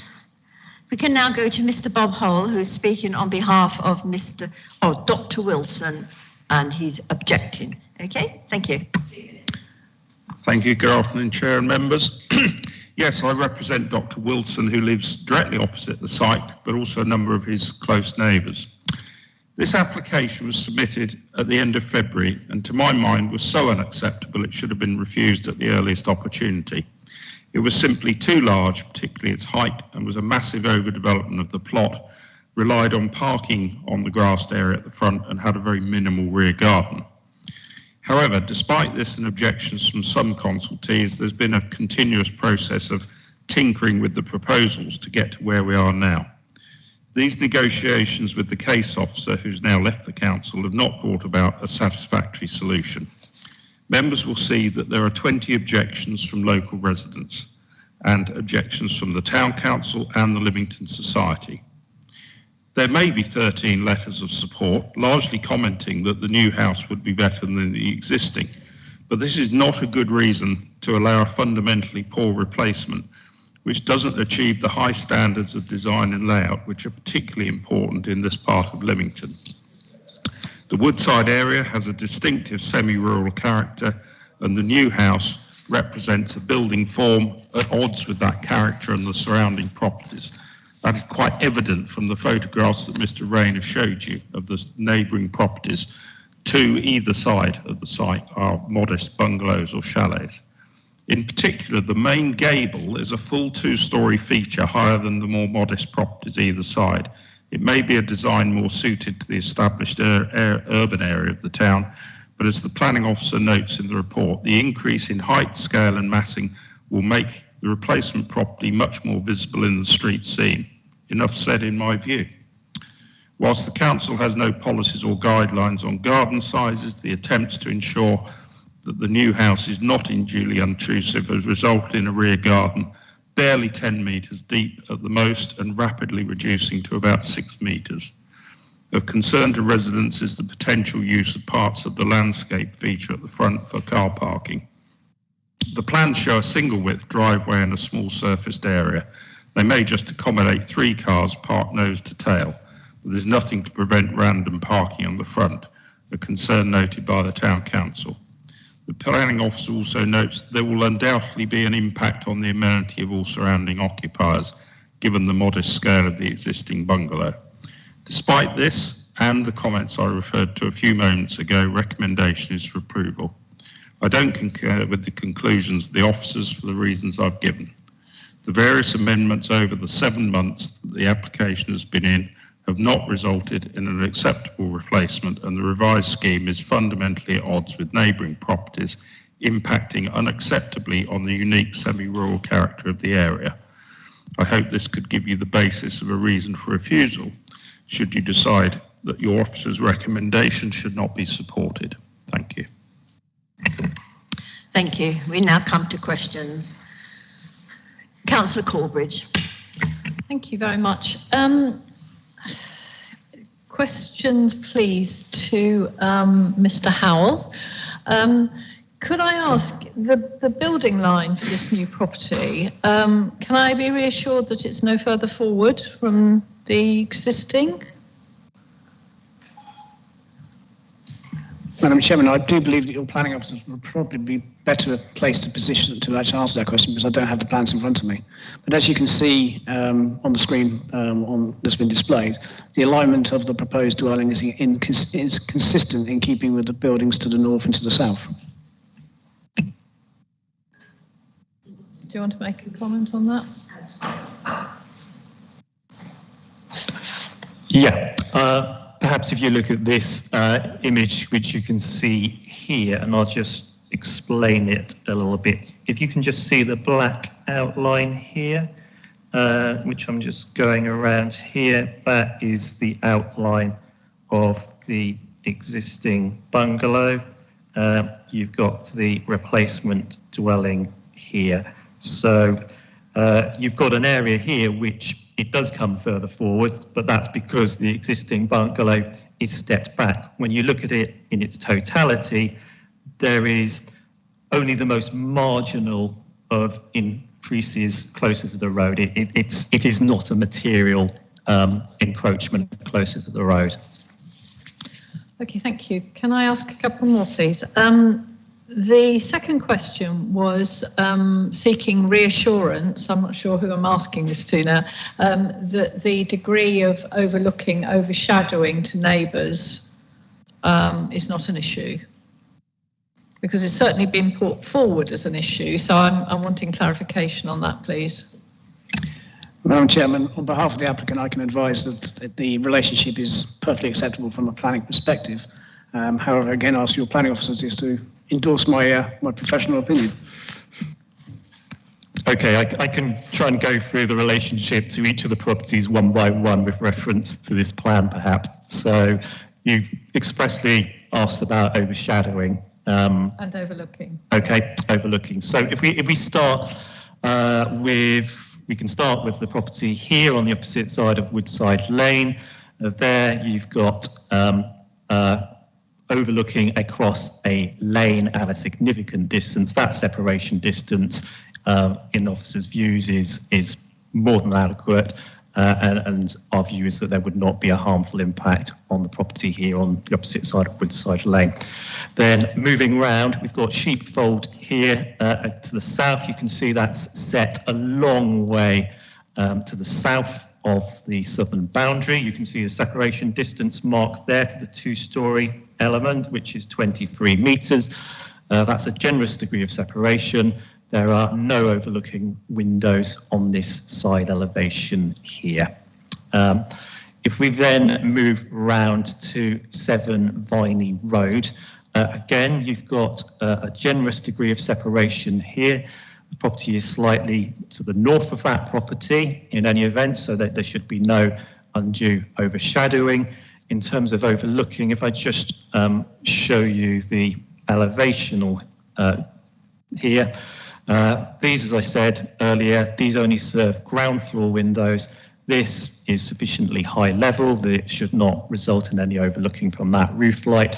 So you're left with that window there, which would be clear glazed. But if we just go back to the image here on this here, that would be in that position there. So in terms of the relationship to 7 Viney Road, officer's view is that is sufficiently distant, sufficiently oblique, not to result in any harm. Then if we move around to 6 Viney Road here, you've got this window here, a separation distance of about 20 metres. It actually extends to a little over 20 metres because in places, because that's not straight to this building here. So there's an angle there. Again, looking at the garden, you've got about 13 metres away from the window to the garden. Just to make clear, this is an outbuilding in 6 Viney Road. So the garden of 7 Viney Road starts here. So your officer's view is that degree of separation with the nature of the overlooking is within acceptable limits. And then if we finally move around to Worsley, which is set to the north side, so there might be some potential for more overshadowing, but you've got what is a largely blank elevation there. You've got a dormer there with a first floor window, which I think is probably serving, if we look at the photographs, a minor room. There we are. So you can see there, it's an obscure glazed window to that elevation. And then if we just move back to the image I was looking at, basically that the main windows in that property are looking to the rear. And so for that reason, our view is that there wouldn't be undue overshadowing or overlooking of that property. Thank you. Thank you very much. That's very comprehensive. Sorry, one final one, if I may. The Town Council have raised the issue of parking. I just wanted to explore that a little bit because I know this road well. Obviously, it's part of my patch, and the temptation to park on those big grass verges is obvious. And if there's an overspill parking, then that's presumably where they'll go. So I just kind of wanted reassurance that there was sufficient parking area within the red line that indicates this application for the number of cars that might well be there, because parking on that road is not clever. Don't know who I'm asking that to. I can come in again. So that the parking area is denoted by this block paved area here to the front of the dwelling. So that has enough room for 3 cars to park in. You might have cars that would reverse out into the lane, but that's no different to the status quo. In terms of parking on this area here, as we've referenced, you can see it's in blue. That's because it's not regarded as being part of the curtilage. So permitted development rights would not apply. Householder permitted development rights would not apply to that area. So that's not available for parking? It would not be available to carry out operational development. You can't stop cars parking on land as at the moment, but what you can control is further operational development over that land. Thank you very much. Thank you. Councillor Bennison. Thank you, Chairman. My question's to Mr. Rayner. Could you go forward to the next chart, 137? That window in the middle appears to be a 4-pane roof light. What does it serve underneath? Does it open? What height off the ground is it?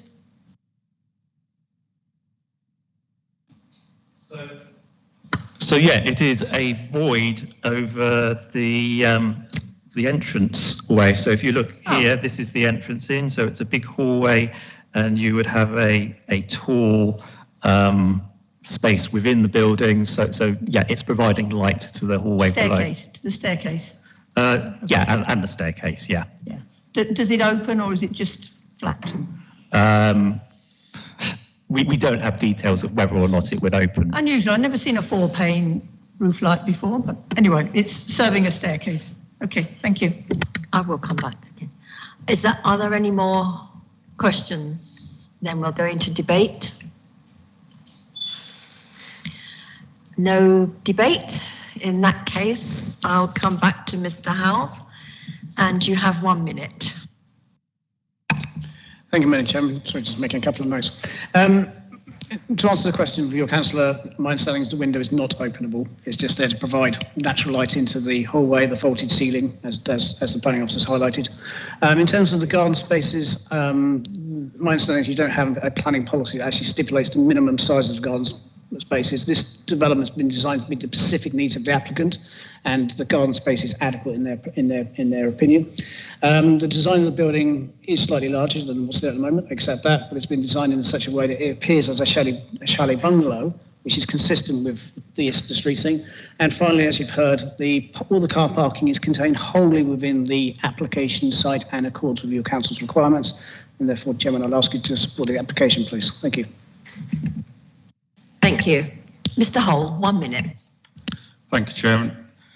I'd rather hope that the concerns of a lot of members first thing this morning over standards of design in Lemington in respect to those retirement flats might prevail this afternoon. But the fact of the matter is that elevation says it all. That is a full 2-storey gable there on the left-hand side and is up against Worsley, which is a much more modest property. The parking, yes, there may be room for 3 cars, but there'll be nose to tail. The drawing was quite clear, and it will be a question of reversing in and out. As I say, I don't alter my view that this is the wrong design. It is too big for this site, and it will not add anything to the character and appearance and will detract from it. Thank you. Thank you very much. Right, we have a recommendation to grant. Can somebody propose this for me? Councillor Glass? And can somebody second? Councillor Rickman? So we are going to take the vote now, and that will be to grant this application, and that's been proposed by Councillor Glass and seconded by Councillor Rickman. All of those in favour of granting, please raise your hands.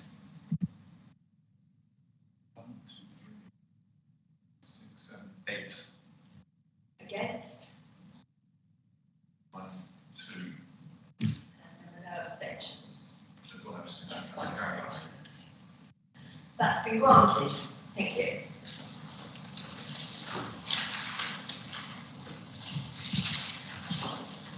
Thank you, everybody. That concludes the meeting. It's been quite a long day, so enjoy the rest of your afternoon, and thank you all for your help. Goodbye.